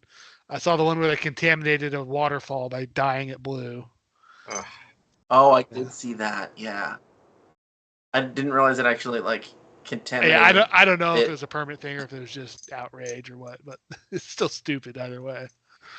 I remember seeing it. It was Yeah, ugly. It's tacky as hell. Why are gender reveal parties a I don't know. thing? I went to a party. I revealed my gender. and They took me to jail. Hmm. Ah. Sounds like a fun party. You need to be playing. You need to be playing a character like the Edmund character because your character is limited in what he can say. Yeah, you need to play a bard. I need restraints. You don't want to see me unrestrained. Okay, well, I guess we can stop here. There's not really anything else to wrap up. There's not like you guys gain a thing or whatever. There's one more thing to check on. Does Chad go back downstairs and chat up the orc lady? Well, yeah. Or does he get knocked out? We'll leave that to everybody's imagination. Okay, fade Yeah. to black. Because Chad's to not not going to be remember what kind. happens this night, anyways. His whole reality is kind of upside down right now. It probably would be best if you Yeah. just slept.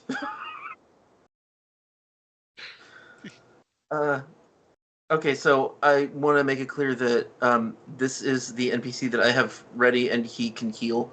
It's not like the uber stupid levels of healing of Lief, but apparently that wasn't necessary. So I'm trying something different. He's still a healer. He can help. Cool. Look forward to. Also, Nimue is a healer too. Hey. So is he based on Gambit? No, he's not, damn it, but he could be. Of course No, he he is. does- Yeah.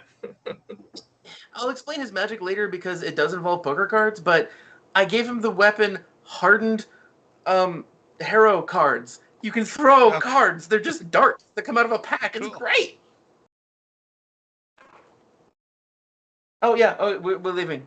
Yep. I was wondering what the hell that motion was inside of me. Apparently it was That's bye-bye. the wrapping up symbol you get at the Oscars. Exactly. Yes. Not stretching it out, make it longer. Thank you, everybody, for joining us. Thanks, guys. And for those of you who join us, thank you anyway. Thanks, everybody.